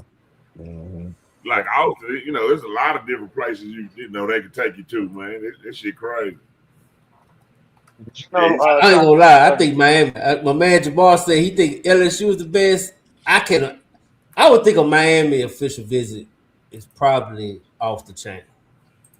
I was gonna say I want to go to Miami and I want to go to USC. Yeah. I don't know about Mama when they go to Miami visit the coach. I wanted to go to Miami when Miami was Miami. Yeah. You know what I mean? When Jesse and K-Dub now was there, when they hit, my mama said, Hey, Mama knew best. That's because it was Doodoo Brown down there, man. You can't go there. It was Luke. That's when Luke was running rapid. Two Live Crew. Yeah, That's what I'm yeah. saying. Two Live Crew. Man, insane. Can you imagine going to the club and Luke show up and you a Miami football player? Man, you picking them out that night, coach. You picking the club up that night. Let me tell you what happened. Let me tell you what happened, Solomon. All right, so I'm sitting in the living room. Dennis Erickson came, and I forgot who the wide receiver coach that recruited my area came. Right? So Dennis Erickson came and sat down. He sat like this, Todd, and he had all his little national championship rings. So he did me like this and talked like this the whole night. And so he's like, yeah, you know, it's gonna be you, it's gonna be Warren Sapp, you know what I'm saying? Like you know, you remind us of you know, and I love Miami then. You know what I'm saying? So I had Jerome Brown, Russell Maryland, you know what I'm saying? Sapp, like he was all the same. You know what I'm saying? So like just statue and built wise, right? So the dude said, hey man, and Ty, you're gonna like this. I said, hey, can I have my number? He said 79. So Ty, just to let you know that how fly I was in 79 if I didn't want to switch it up when I had a chance. All right. So I kept 79. And he said, oh yeah, that kid don't play. Yeah, you can. That's cold. He coming up off of that. Yeah. But yeah, it's also probably one, besides being that if you make to the pros and you like a LeBron James and them type of people, what these kids experience going to these, I'm talking about to the elite schools, they'll never experience this type of treatment again in their life. Like, not even if you make it to the pro and you like you in the pros, you're gonna have to be like a LeBron, you know, like on that elite level to get the same type of treatment, man. Like, it's just so many resources, man, and that's available for people to be successful, man. I'd be like, damn. So would you tell a player take your visits, take all the visits that you want, that you're interested in? Yeah, I give them the you know, it's pros and cons. You know, it's a game of, you know, like if they choose somebody else and you still looking, then you got to adjust off of that. Then if it's somewhere you feel you want to go and that's in your heart, then go with your heart say. You know what I'm saying? I try to never be in the kid decision as far as leaning him one way or the other. I'm gonna give him examples, pros and cons for both things. But I want him to have the freedom because he the only one can go. I don't want nobody to go nowhere and they be like, man, Coach Todd got me here, man. You know, going to college is like when you at that funeral and you got to go look at that casket for the last time. Can't nobody else walk down there for you. You got to walk down that motherfucker yourself. So that's my advice all the time. You walk down that aisle on your own. I'm going to give you some guidance back there, some emotional help behind you. But I'm gonna be down with you no matter what. Yeah. How y'all feel about that? That was a discussion that I did. On the flip side of that, J Mac, is you better commit to the one you want. You know what I'm saying? Like if this the one you want, you better commit now. You know what I'm saying? Like say, hey, I'm cool. This is what I want. I'm shutting everything else down. I'm locked in. I'm finna go do what I need to do and get ready to go where I need to go. Yeah. You know what I'm saying? A lot of times you'll find there are a lot of people who are addicted to the recruiting process, just like Todd said. Yeah. You know what I'm saying? So those are the ones who are going to eventually at the end lose out. You know? So. And you're right, though. Look at this musty comment right here. Look, man. Todd ain't going to Mustyville unless he's going to whoop up on Randall. Or North Shore. Go ahead, Todd. Now he went. He went to TSU to hurry up and came back. No, he stayed. Hey, J-Man. When nobody in TSU rushing to go nowhere, I promise you that. And tell this boy, man. Tell this boy. Hey, and that little couple square miles, hey, that's top in the world, bro. That because y'all was musty. But you hurry up and came back because I see where you're living now. You can make up all the excuses you want. Boys was at the Kappa, man. Kappa City though, man. So, like it wasn't beneficial to my life to stay in Houston, man. The time I was there, it was a career decision. I need to go somewhere where man, too much go on. Cause you couldn't win in Houston. Like whatever you do, somebody top you in everything you did. The cars, man, it was all kind of shit going on in Houston. Yeah, they say never leave on a Sunday. So you know what I'm saying? Yeah. Sometimes you better leave so you don't know what you miss. Hey, why they say never leave on a Sunday? That's when it go down. MLK, you know what I'm saying? Man, Houston sun went down every day of the week. Sunday the livest day. Is that what you saying? Yeah. Metropolis. Like you go to Metropolis on Thursday. Yeah, I mean it was Maker. It was, I think Phoenix was a spot. Phoenix, Carol's, Turning Point. Man, Coach Todd. By the time I got there, you didn't have to leave campus. And if you got tired of what's at TSU, it's at UH. You ain't got to leave. You ain't got to leave McGregor. Right across the street. Across the street. I went to the quads. It was the quads. It was the towers. The towers. Yep. You had the apartments. You know what I'm saying? Then you had the ACC. Yeah, ACC had a whole bunch going on.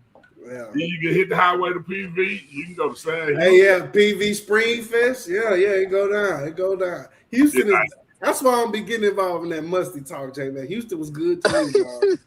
That's why I can settle down at a young age, dog. Houston was good to me, dog. Ooh, Hey, man, I partied in Houston all the time in my young age. I know. Yeah, emancipation.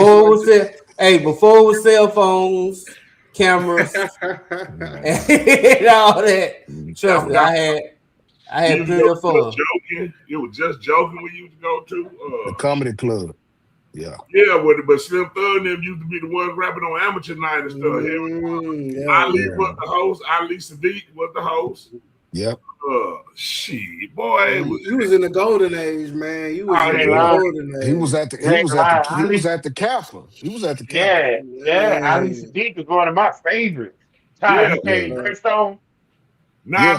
We didn't stay in we stayed in some apartment right across the street. It was called Richfield. It was Richfield Mountain. They knocked them down. I think they done built something else. It was right across the street from the power plant, right behind the football complex thing. Yeah, it's called Tier Western now. They just built some new nicer apartments besides the houses that's right there because they don't know how to zone in Houston. But hey, they ain't know because shit, I was on my CD hustle too then, so my mom didn't even know. Like after first or second year ahead, I ain't staying no door no more. Me and my partner, we went got cribs over there off over there by the Astrodome and stuff. Shit. Oh man, I was we stayed in Snowman, like right over there by the Astrodome and stuff. Shit. My mom didn't know I stayed out campus until she came to graduation. That was Ty.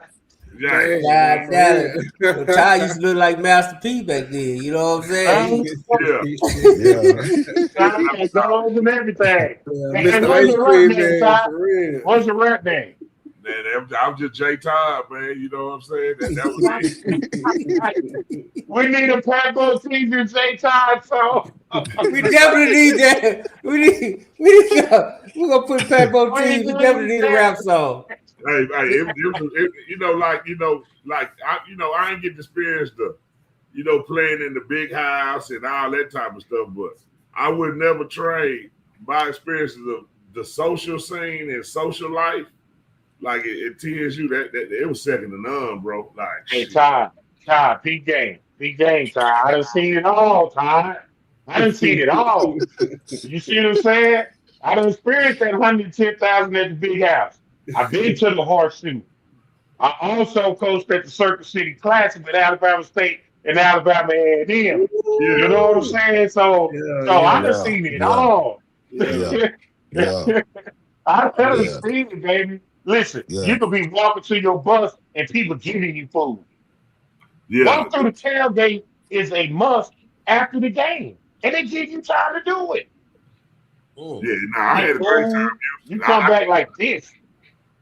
I'm going back down to coach school too. Shoot. I just be rolling through reminiscing, boy. Like, damn, it was a good day. You ain't gonna drive long. That's about 30 seconds of reminiscing because it's a small campus. But Nah. We was all over the place. Like, shit, we stayed. Time gonna reminisce Houston. Ty, if you couldn't read through what he was saying, Ty was in You gotta. He mentioned Phoenix. He mentioned Carroll. Yes. Them the ones you hear in the rap a lot song. You hear them on the screw tape. That was UGK. Yeah. Hey, Big John was down there. He was a bodyguard for Rap a Lot back then, Will. I was down there with Kylie Brown, Robert Hawkins. Seto. Gary Edwards. Yeah, E.T. was down there for a little while. Tyson Wilson. Hey, that was back when everybody from Dallas went to TSU or PV. They was headed down there. Yeah, a lot of them big schools then just came back down to just experience life for a little while. Hey, Todd, did you was you there with Kevin Johnson? A big lineman went to Boston College from Sam. Yeah, I was there with him too. All right, so you know he passed away. Nah, I ain't know that. Dang. Yeah. They found him in a homeless shelter, man, in California. Damn. Man, I had a chance to play with him at the Orlando Predators when we played arena football. KJ, he played for the Eagles, but he was on that stuff. And so him and Strahan was at TSU together. Strahan went whatever. I think KJ went like 3rd or 5th round out of TSU. And man, great dude, man. That's dope. I didn't know you was around there during that time. I knew all them cats like J Mac. I'm tell you the story though. If I wrote a book, like damn what happened to Carter in '88. If I write a book about the goddamn Carter boys that was at TSU that all got expelled from that D1 school. That seemed to be like rejection you because they would go to them big schools and everybody end up at TSU. TSU back then, so you didn't have to be enrolled to play. That was like semi-pro. Another one that was down there. Artis Burns was there too. Hey, you wrong. Artis Burns, he left Oklahoma. Man, you got you never had the problem, buddy. Like we had the whole 92 secondary down there, boy. Like, say, man. I won that year too. I win the SWAC that year. I think we finished like 7-4 and beat Southern. I don't know if we won the SWAC that year or not though. But we were like 7-4. Like the night we played Southern, Kevin Mack was the running back coach down there too. Dang. Like we played Southern. I think that was my freshman year. I think. What year was your freshman year? 95. I was there from 95 to 2000. Okay. But 99, 2000. Yeah, he was there. He was kicking. Yeah, it was my red shirt freshman year. Matter of fact, he played 7. Like none of them cats walked back into the hotel till like about 6 or 7 in the morning. That didn't change, man. That didn't change. Hey, and they went out there balling. Hey, if they were Carter cats, that was normal. I know. Hey, and Coach Mack was with them. God damn. Now that part was. Nah, for real. Nah, for real. Hey, look, so he's just mitigating. He was mitigating, Ty. He knew they was gonna go, so he's like, "Shit, I'm gonna go with them. Make sure they don't get no trouble. Then I'll come back together." Hey, Willow, his job was to make sure they got back. That's it. They didn't have to get back close things. They just had to got back. Yeah. Your job was to make sure they get back. At one time they were doing curfew it was like the homecoming game. And they came around, and, the old cats like, nah, bro, we all going. I wasn't nobody in that room for curfew. Hey, did y'all hear this? The wildest story that I ever heard was when them Carter boys did y'all hear about the A&M visit? recruiting visit. Never heard the story, J Mac. That wasn't the one with Detroit. I mean, Rodney Thomas had to replace all the stuff they took. Yeah, is that the one with? Well, yeah, Edwards, Evans, all Armstead, all of them took with on the visit to add them. Dang, I remember something happening. Somebody broke a vending machine, and Rodney Thomas Grover went back and put the money in for all. They stole all. and that's probably the only part we can say on this earth. If you ain't heard the story, man, you gotta go find one of them cats, and they will tell you that recruiting story, man. That story was out the chain. And them didn't want none of them after they left.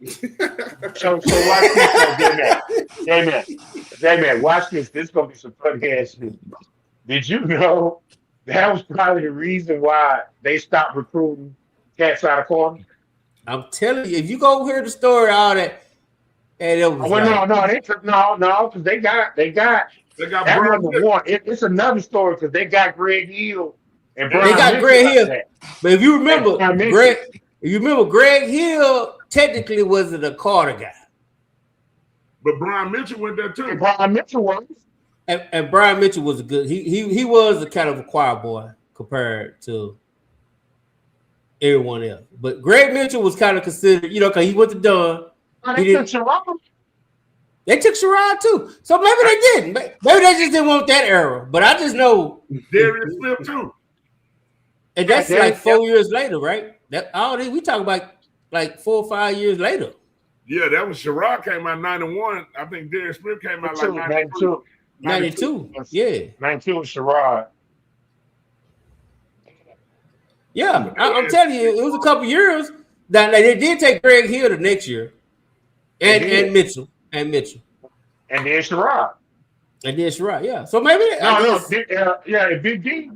Did Big D go first? Yeah, Darius Smith. Big D went with Brian. Him and B Mitch went together. Okay. Well, maybe Freddie did a good job smoothing that over, but yeah, they but I do know that they were. Damn, Taylor. I do remember somebody. Dog, you gotta just find somebody to tell you that story. It's just off the chain, bro. Off the chain. Oh, I gotta hear that story. Oh my god. Them cats took the recruiting money. Just turned it into a gambling shack. Yeah, that's normal. Yeah.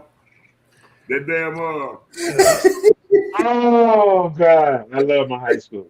I love it. Yeah, them Dallas and Fort Worth kids brought all that shooting dice to Arlington, ruin the neighborhood, dog. hey, back then shooting dice was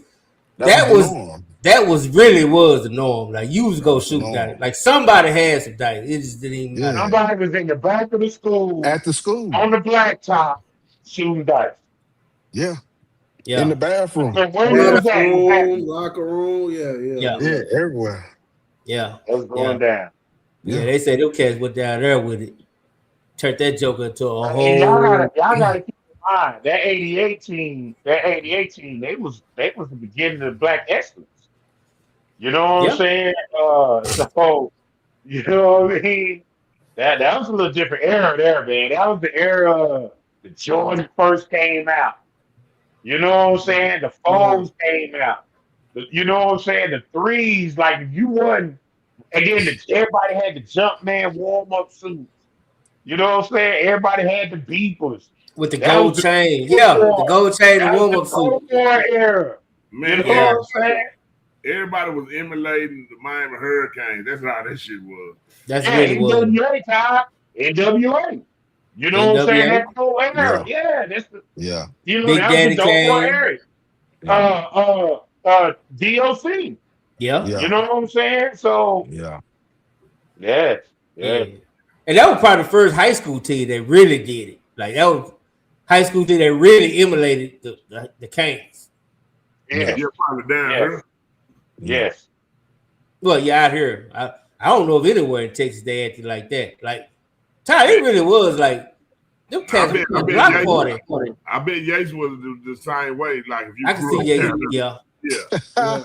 Big Mo on campus. Yeah. Yeah. I can see it was definitely a Houston version somewhere down there doing it. Oh yeah, I can see it. You know, more than dog. We played them.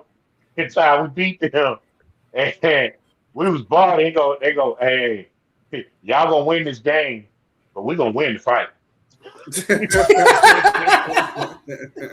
That sounds about right. Yeah. But that's why good. Like when you think back on them days, and like these young cats now, they don't realize like this Duncanville, DeSoto, Sock North Shore game at the Cotton Bowl is really like on some revolutionary type shit though. Yeah. Definitely style. Hey, this a classic in itself. It's a classic. For real. Right. That's gonna be one of the things. Where was you at that day? Yeah. Yeah, it's really a privilege to play in that type of game. You know what I'm saying? Yeah. Right in the heart of South Dallas. Yeah. Mm-hmm. You know what I'm saying? Jamal, make sure you come. You talk about our chicken, but we're going to Big Daddy's. You gonna eat the chicken salad. You're gonna be happy. Yeah. You know what was what I found to be extremely dope though? Todd was having that Melissa game at the Cotton Bowl and it being a state semifinal game. Yeah. You know what I'm saying? Like that was like revolutionary. You know what I mean? Or something that's never been done before. Like we're literally in our backyard. So Todd, you being from South Dallas, growing up in South Dallas, seeing that Cotton Bowl every day, how was it knowing that you coaching your team in the Cotton Bowl in South Dallas with one game to go to the state championship? How was that, man? How was that feeling? Hey, it felt like the plan worked out. They agreed to this shit. Yeah. Do y'all think we'll get more Cotton Bowls since Dallas lost everything else? Think they'll start putting more focus on trying to get games back to the Cotton Bowl, at least, football wise, whether it's big games in high school, playoffs.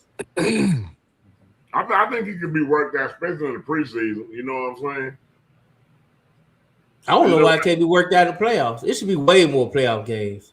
Man, because they building up stadium like Prosper ISD and Allen ISD. You know what I'm saying? Crazy, they got the best stadiums in the world in North Texas. I mean, I don't have no history tied to the Cotton Bowl in my generation. You know what I mean? I have no history tied to the Cotton Bowl. That's for us growing up playing in the Astrodome was that type of thing.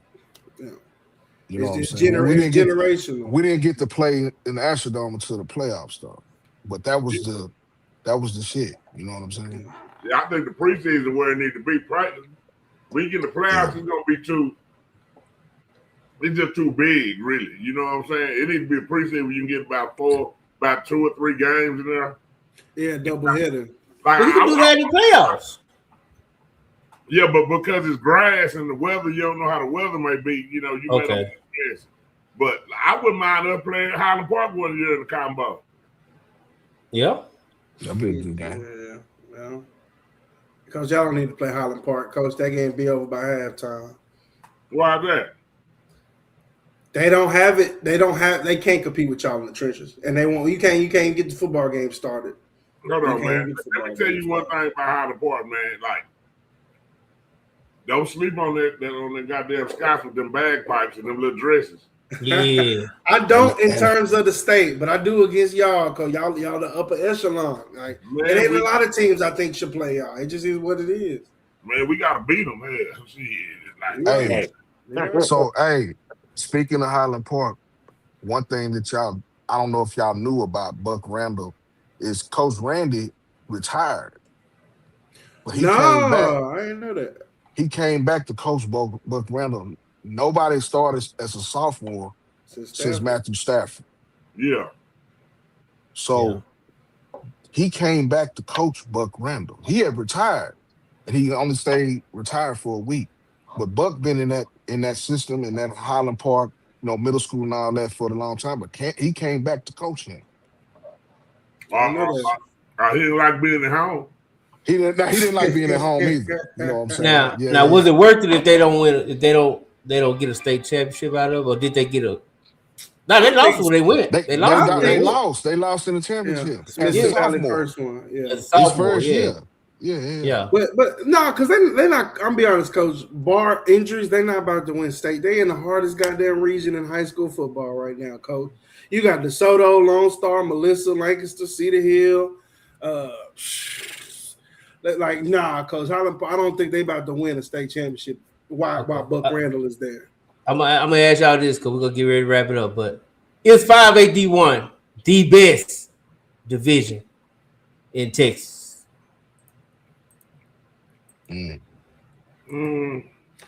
I'll say that region, because if you look at Region 1 next door, like they got El Paso, Amarillo, and Fort Worth. Like I'll say Region 2, and not even Region 3, just because they got Iowa Colony and Randall. But I mean, they got HISD in there. So I don't know, man. I mean, you talk about Duncanville, Waxahachie, North Crowley being the same. But go down further because they still got the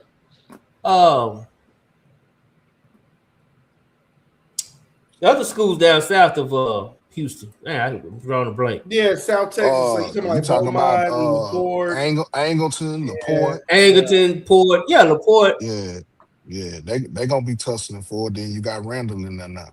But we gonna see what that look like. We're gonna be pulling up. Well, I'm pulling up the PV. I'm gonna be in that thing. You know what I'm talking about? Yeah. I will be there.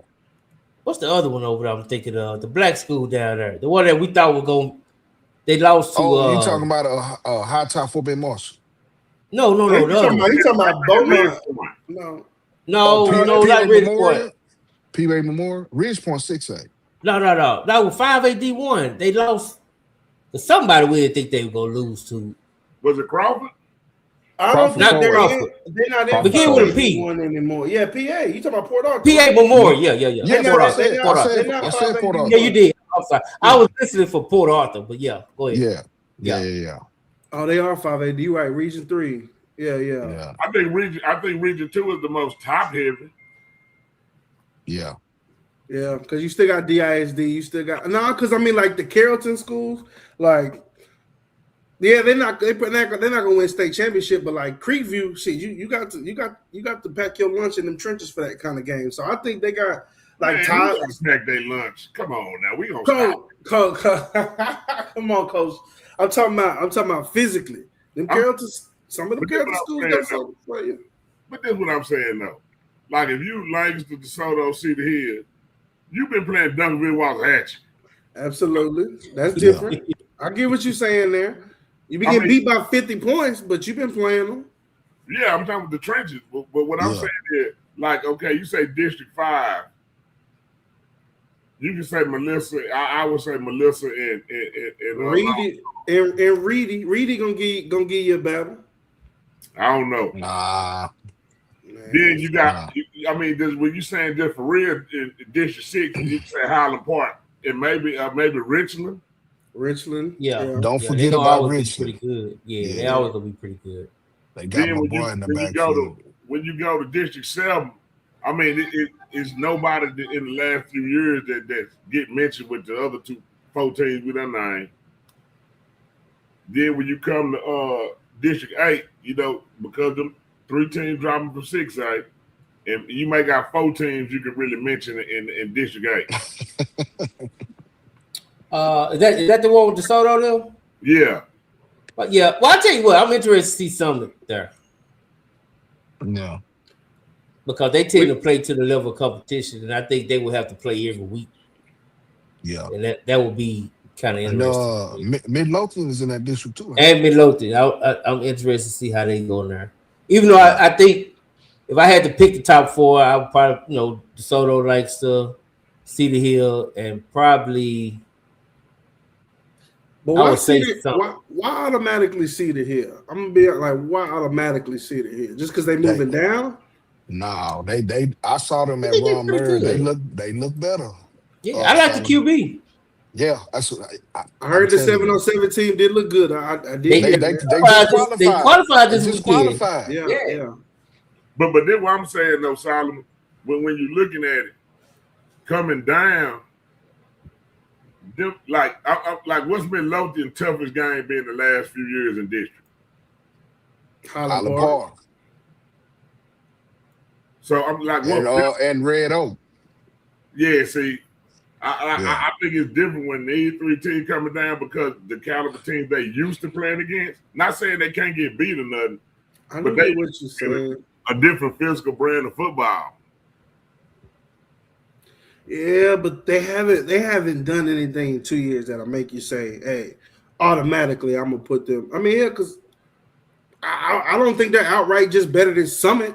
Just because, and I'm not saying Summit can beat them, but I'm just saying, just for conversation's sake, they'd have to play, and I think it's 50-50.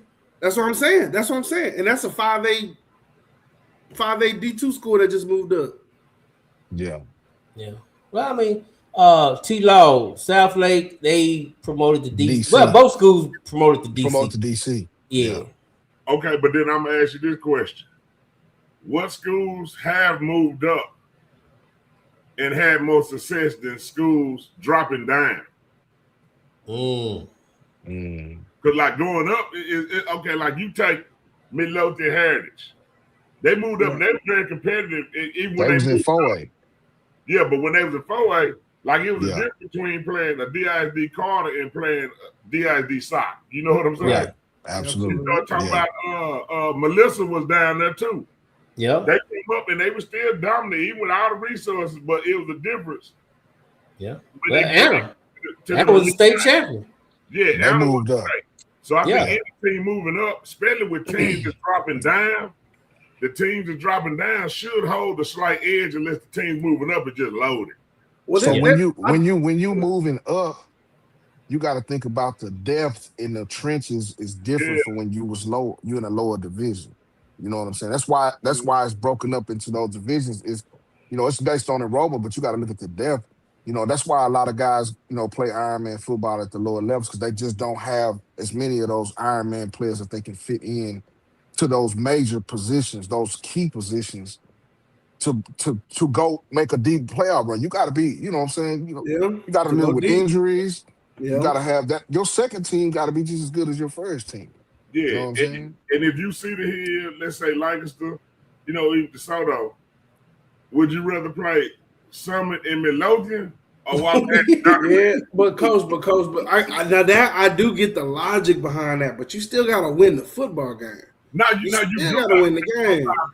But what's the chances of winning? Yeah, and they still get to play them caliber teams in the preseason, which gonna make it that is true. That helps.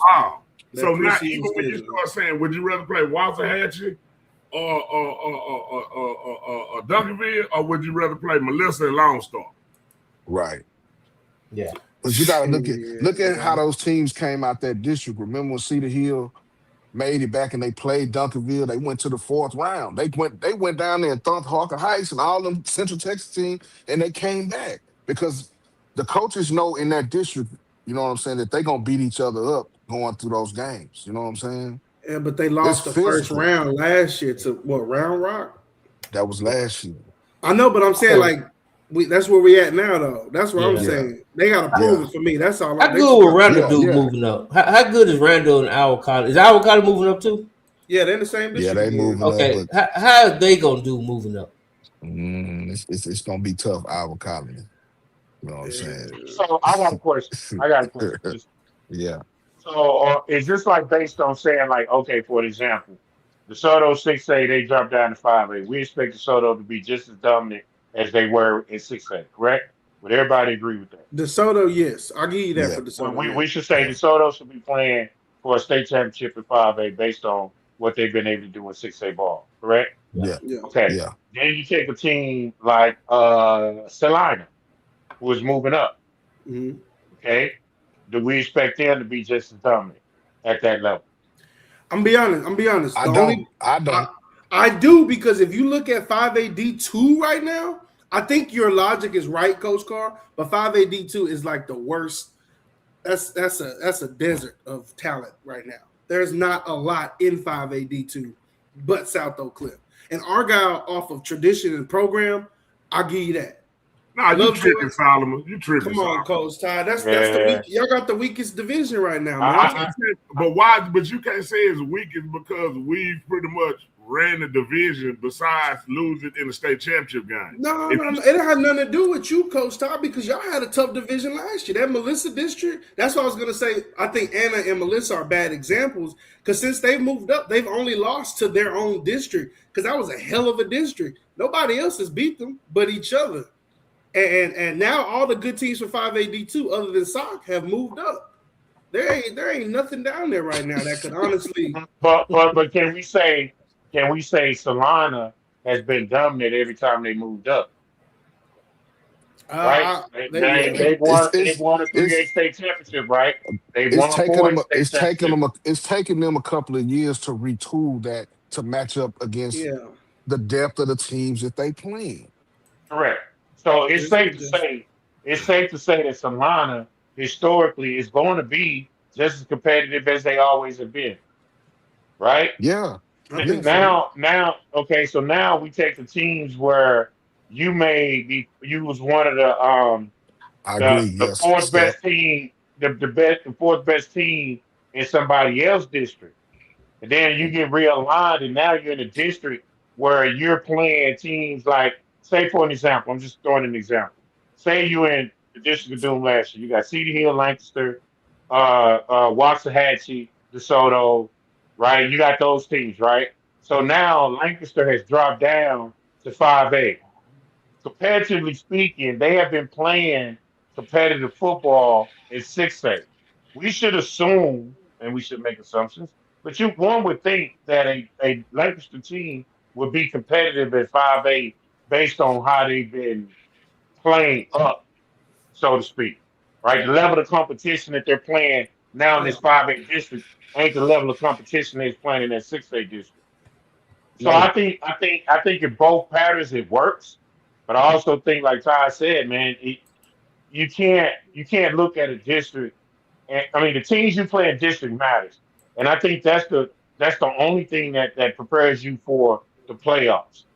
And SOC's situation is different because you're playing so many teams at the beginning of the season that are either state championship teams or state championship caliber teams, where you find out who your team is early, as opposed to finding out who they are and then have to go jump into the playoffs. You see what I'm saying? Yeah. So I think it worked both ways.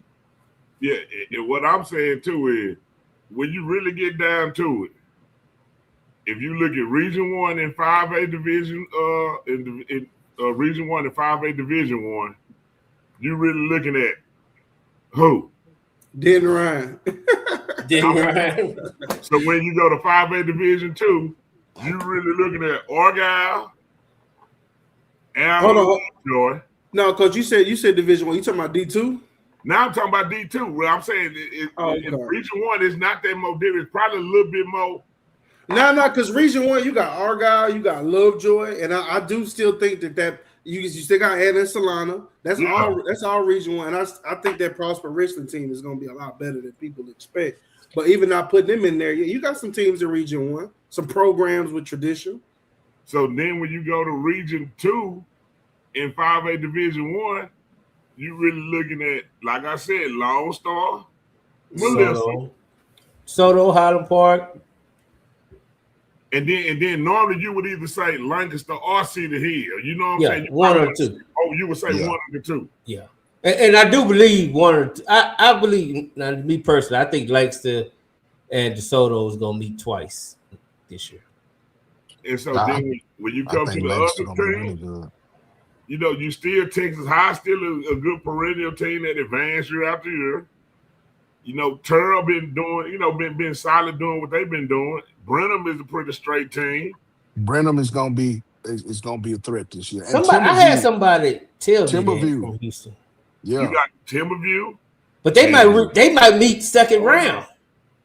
Yeah, Coach Todd, I think you're getting 5A D2 and 5A D1 mixed up. No, he was just he separated. No, he was just he compared it. Yeah, he compared it to. Yeah.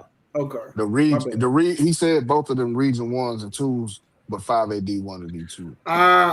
Okay. My bad. I'm catching up then. My bad. Yeah, he comparing. I'm saying you got. I mean, you got a team. You got some teams that can knock out this vying to knock out. You would say in DeSoto, you got some teams that's vying to knock out Sock. It's a small group of teams that's gonna be able to supposedly be able to do that. The same shit with Argyle and them over there. Argyle gonna be there, and whoever in that 5A Division 1, the Den school, 9 times out of 10 they gonna be there. Is Port Arthur gonna beat Randall, Mark? Man, we gonna see. Port Arthur got a lot coming back, but they had some guys that graduated too. You know what I'm saying? PA Memorial got some guys down there, man. You know what I'm saying? Randall, that's why I want to see this first game. I didn't get a chance to go and see Coach Randall and them this spring like I did in the previous times, but you know what I'm saying? It's gonna be interesting. I'll get a better read on them when I get a chance to see them. If I don't get a chance to see them in the summer, you know what I'm saying? Okay. Is Brenham and Timberview? If you had to call that right now, how would you call it? In the game? In round 2 playoffs. Ooh. I mean, I like Brenham. I think I was telling somebody today that a lot of people not talking about Jacoby Dixon, Oklahoma getting him. Well, I'm saying Oklahoma getting him out of the state of Texas. Yeah. That's some people I haven't heard a lot of people talk about. That's big. When I saw it, my eyebrow was raised because I know the potential of the kid.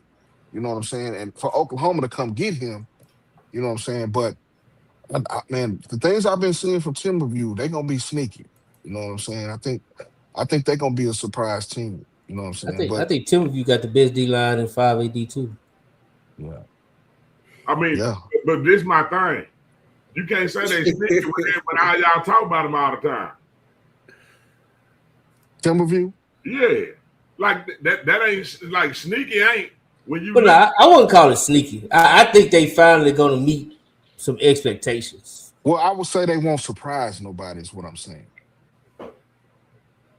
If you really looking at it, they building something over there. They qualified for SQTs too. Oh, they got speed for days. I ain't gonna lie. I was gonna say that's gonna be one of the fastest teams every week. That's gonna be the fastest team on the field. The biggest determining factor to see if Timberview is gonna be as good as people want is how they develop that quarterback this offseason. Yeah, he coming back though. I know, but he got to get better from last year. Yeah, we saw what he could do. But if they get him to his potential, that team is. So I think the biggest thing is the fact that whole offensive line is coming back. So for me, it's the improvement of the whole offensive line coming back. Absolutely. Which I will say, there's a lot of people didn't know that, but that offensive line this past year, that was those kids' first time on varsity, not just first start. Right? They were just on varsity as a unit. Most of the kids, and it did look like it sometimes. So you right, Jimmy. I did forget because that was something else I noted on is the O-line and the quarterback play. I said those are the two biggest things that their development off season is going to determine how far, because they have everything else you need to be successful, especially the way it's lined up right now. But I think Preston Stout will be the name that's ringing everywhere if everything goes right. I think he will be the next big thing at edge. Now, Brenham made a deep run without Jacoby Dixon last year. They had some dudes, you know what I'm saying? And some of them kids coming back, you know what I'm saying? And they didn't have the main guy, so they're gonna be a tough out. And Robbins put what I was saying. Still didn't pick the game, but I ain't gonna press you. Man, it's way too early. I gotta see them. I heard you when you drove up. You know what I'm talking about? I heard you. And they wouldn't play in the second round, no way. Oh, they wouldn't? Oh, somebody said they would be round 2. So would it be round 3? It goes like this. Like our district played District 6 in the first round. So we, pretty much first place play fourth place team. It normally would Red Oak them up there in 7. We normally would play the second place team out of District 7. Because the first place team in District 7, if I'm getting it right, would normally be on the other side of the bracket. Okay. So we would probably play may match up with Heritage, something like that. Yeah. A Heritage, but I'm saying on our side to get to the last 2 teams, it probably would be Timberview would be on the other side of the bracket, we'd be on the other side of the bracket, and then it would be Brenham would probably be with us, and whoever out the Terrell district would probably be with Timberview. You know, when they get down to the meats and potatoes.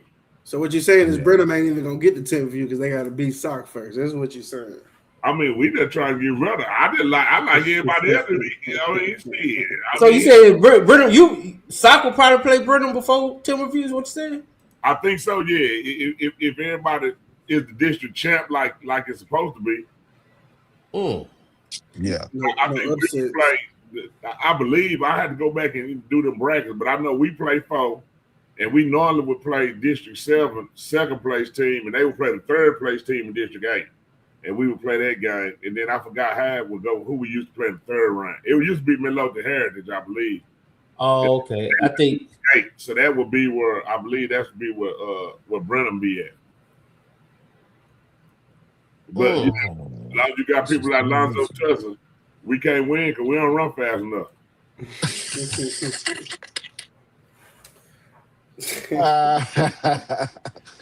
Look at Dakota say Timberview ain't won none. Okay, cool. My bad, yeah. But you better. I don't think they the one and done boys this year. I think they leaving the band. Bobby leaving the group. But I be having to go back and look at the brackets, you know, to see how the matchups all fall out though. But I if I remember correctly, I think we used to always play the second place team from 7 in the. Because it used to be the lose out of Lovejoy and Melissa, we would play in the second round. Yeah, keep sleeping on Houston. Well, who down there in Houston is competing in D2? I mean, we said Brenham. Yeah, man. Somebody got Penn State up there. Nobody don't give a damn about that. Who from Houston playing Penn State? That's some musty stuff, man. That might be Jamal. Jamal, that's your ghost account. I don't think Houston got a dog in the fight for 5A D2. I don't think they. I don't either. When Randy left, that was it. No, wait. Didn't Crawford move up to 5A D2? Yeah, they are. Yeah, how Matt Step said Timberview and Brenham will play in round 3 to advance the round. Hey, don't sleep on Alvin Mosley and company now. They got something. Okay. And they quarterback coming back too. I think Alvin is committing on June 27th, if I'm not mistaken. Fort Bend Crawford. Yes. Mm-hmm. They moving up though from 4A.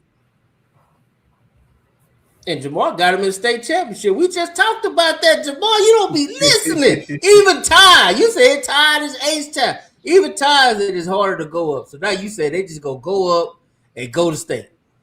They went to state in basketball. I gotta go with PNG though until they knock them off. Yeah, somebody knock them off because PNG, we don't beat them last year, but they're very quality opponent. DFW swept everything. I mean, North Shore, Funky North Shore got lucky. Other than that, DFW run football and basketball. Stick to track, Houston. Stick to track. Yeah, I don't know since 2024. It ain't been number one season after 2024. That was 2025. And we won more in 25 than we did in 24. So I really don't know what he's talking about. I'm loud. He might really be in Penn State. Yeah, I mean, he must be spam account or something. You know what I'm talking about? That's Rico Randall here, coach. No, say you ain't gonna do my boy Randall like that. No, they got a good one over there, man. They got a good one. It's somebody from Houston Coast account, though. I guarantee you that dude ain't talking no Penn State football. I'm lost on that. That's crazy right there. I don't know about that one. Yeah. That's thrown in the game. But I do think 6A is still the most exciting, J-Mac, especially DFW. We got so many people that can come out of nowhere, have one good class, go on a streak, and like it's so saturated in 6A, dog. I can't. Man, come on, Sal. Like, what's so damn exciting? Region 2, it's gonna be the same suspects. Yeah, Region 2, because we only got 3 districts. But I mean, come on, Coach. If you look at just Region 3 through Region 8, Coach, it's not like there is no South Oak Cliff anymore. Like, there's no South Oak Cliff of 6A in Region 1. We ain't got one. Allen is the closest thing. Like it's anybody's game, man. It's anybody's game, coach. I'm sorry. It's so many districts where there's no outright winner that we know of. Like it's nah, man. Man, you got that. That's what I be talking about. Man, you got the same 4 teams that's gonna be in it again. Okay, so look, if you look at round 5 and 6, yes, I get that. District? Yeah. You mean district? What you talking about? Region? No. 1? I'm talking about in the championship, like in the playoffs, rounds 5 and 6. I mean, rounds 4 and 5. My bad. We probably gonna get the same 4 teams in the region. I get that, but on the way there, nah, man, it's still a good story, Coach Todd. Like, ain't nobody waiting for 5AD2. We know who's gonna be there, dog. Nah, you can't say that. I'm saying you can't say that. That's just like everybody saying right now. In Region 1, you looking for if Allen and South Lake, and you looking to see do Aledo or Capel knock one of them off. Yeah, but then you got schools like Walnut Grove joining 6A. We got to see Prosper. I mean, Prosper. All the Prosper Walnut Grove don't even got their quarterback no more. How good was the quarterback, Coach? It's a lot of teams that lost their quarterback. I don't think really tripping on it. Nah, man, the quarterback at Walnut Grove wasn't good. I didn't say he wasn't good, because he didn't do anything you can't teach a 16-year-old kid to do. He just was good as a freshman. I kind of agree with you there. I don't buy the hype. That's why I'm not buying the hype with Argyle.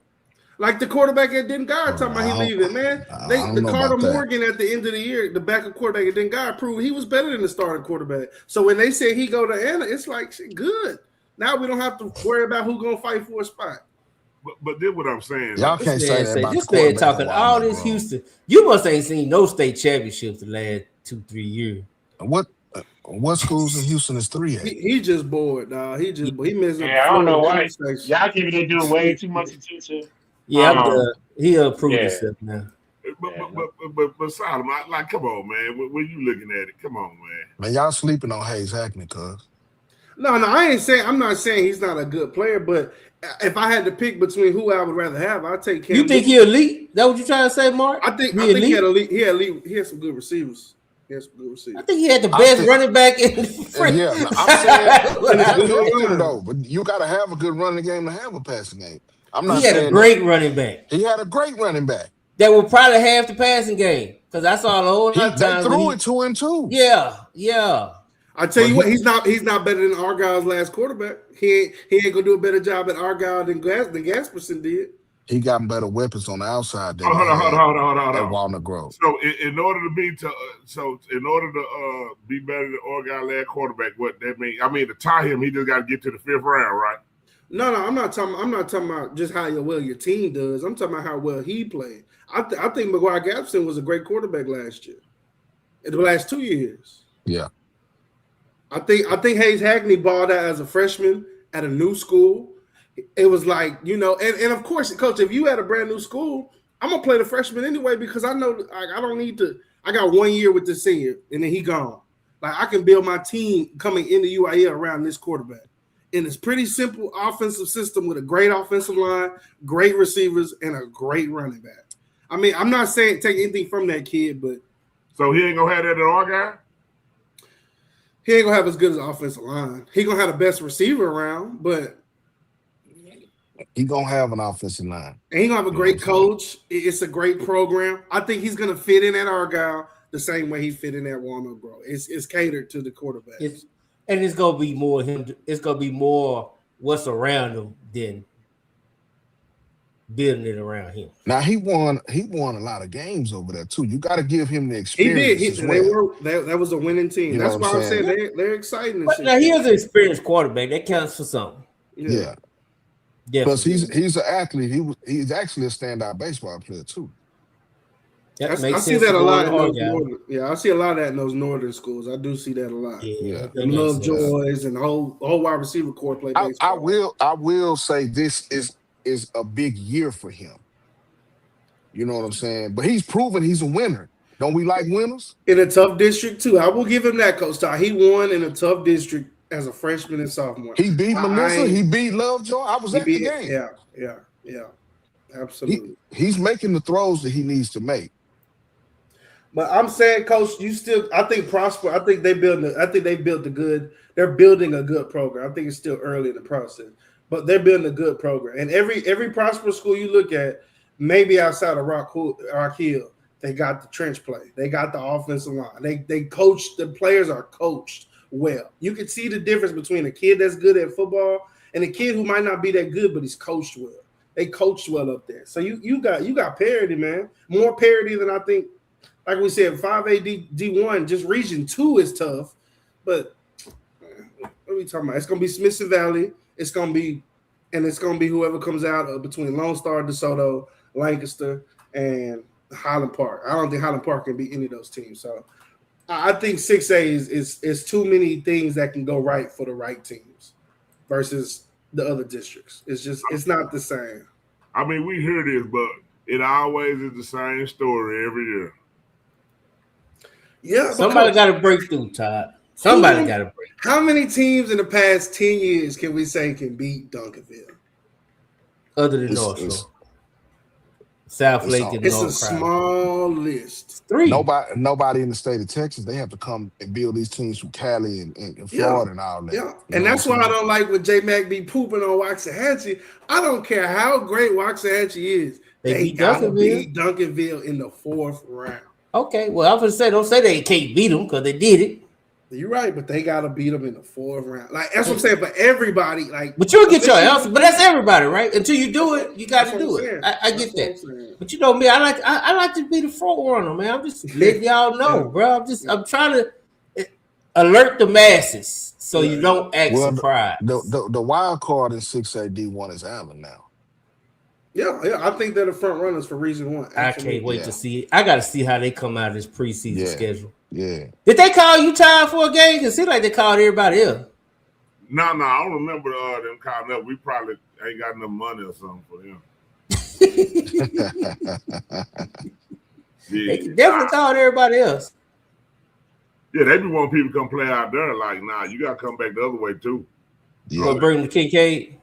Yeah. I mean, you got our house and your house. Like, anybody, I don't care about going to go play in no Town Landry Classic. You don't care about the $60 billion stadium? Nah, that shit old now. They done had cracks in it everything. They fixed that, man. They fixed that. Yeah, but I'm just saying, I like the matchups where, the kind of the one we get. We missed out on one or two that we wanted, but that's South Lake. We want to play South Lake. We want to play Edna Carr. You know what I'm saying? So, but, them type of teams. But hopefully we'll make it shake. Going back. You got two good ones. You got to take a play with them two. Yeah, I just want to play Edna Carr because I think that's the soccer. I'm about to say because they're gonna look just like you. They're gonna look just like you. And I want the kids. I want to try to get that game in for the experience of the game of going down there. I want to go down there. Yeah. It was gonna be in the Superdome. Now, I don't know. I'd rather play them in that stadium where all them people be standing around. I won't play there. Yeah, you want that atmosphere. Pop Warner feeling. Yeah, that Pop Warner feeling. He want the atmosphere. Yeah, he want to show the kids. If you can win here, we ain't worried about nowhere else. Yeah. They get gangster down there. Already. Yeah. All right, fella. I see my man Willow dozing off his head nodding. Yeah. Well, I was not in agreement, but yeah, those are slide those. Now this was fun, man. We'll pick it up, man. We gotta do a lot of more previewing, man, because we could talk about this shit for hours. Straight up. Cause it's so many scenarios. But we'll get back into more players, Mark, when we get you back on. I'm working on my list and the teams. And I love getting analyst Todd on. You probably one of the few coaches that actually tell you if a team good or not. Like everybody else be over here, team be like 1-9. Like, well, you gotta watch out. Todd be like, look, man, when last time they won 2 games. That's what I'm talking about. You know what I'm saying? Hey, J-Mac, real quick, Solomon. I'm gonna need you to reevaluate your middle school. I got 2 really good quarterbacks over there. Just come take a look. They some players. Okay. I got a nice little D lineman. He's gonna be nice. And they got the size.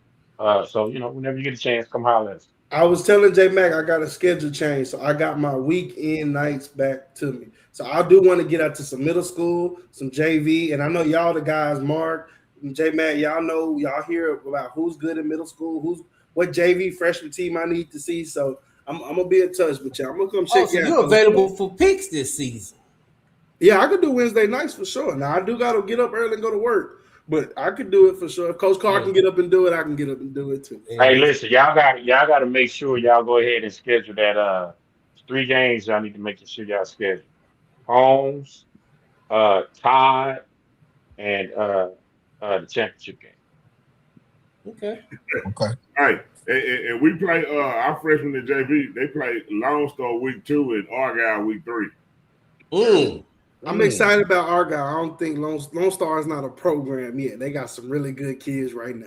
But Argyle I know is a program, so I want to come see the program. So I got you for that one. Wait, you said wait. No, Lone Star been around for a while. Yeah, though, they come on, man. Hey man, Solomon hard. Hey, disrespect Lone Star from Solomon.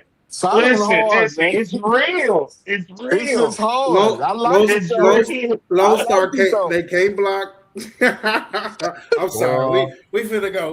Wednesday nights for to be off the chain, fellas. Make sure y'all here for the season, because it's about to be crazy. Football season right around the corner, baby. Football season right around the corner, baby. Hey man, we out, man. Appreciate y'all, man. Shout out to the Dub. Hey, watch this. Hey, number one Dub.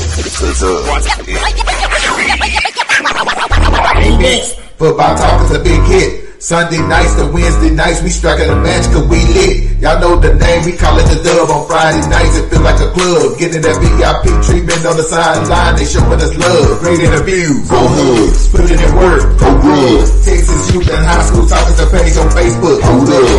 Coach Carr that's still on the scene, giving advice, he do what he mean. J Mac, he be on the scene, rocking the gear, it's so clean. We rise and go easy, off the easy, push easy. With my steppers, our special kids, making picks is so easy. Trying to win, we so greedy. All our fans are so needy, cause they need to hear them talk about that club. We do it for the dub.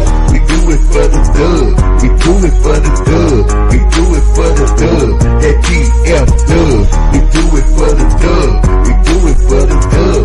We do it for the dub. That GF dub. Welcome to the Dub, number 1 high school podcast starring Pat Botezy, Jeremy McInnes, Coach Carr, and Brian Reiser. Well, all right. What's happening? What's going on?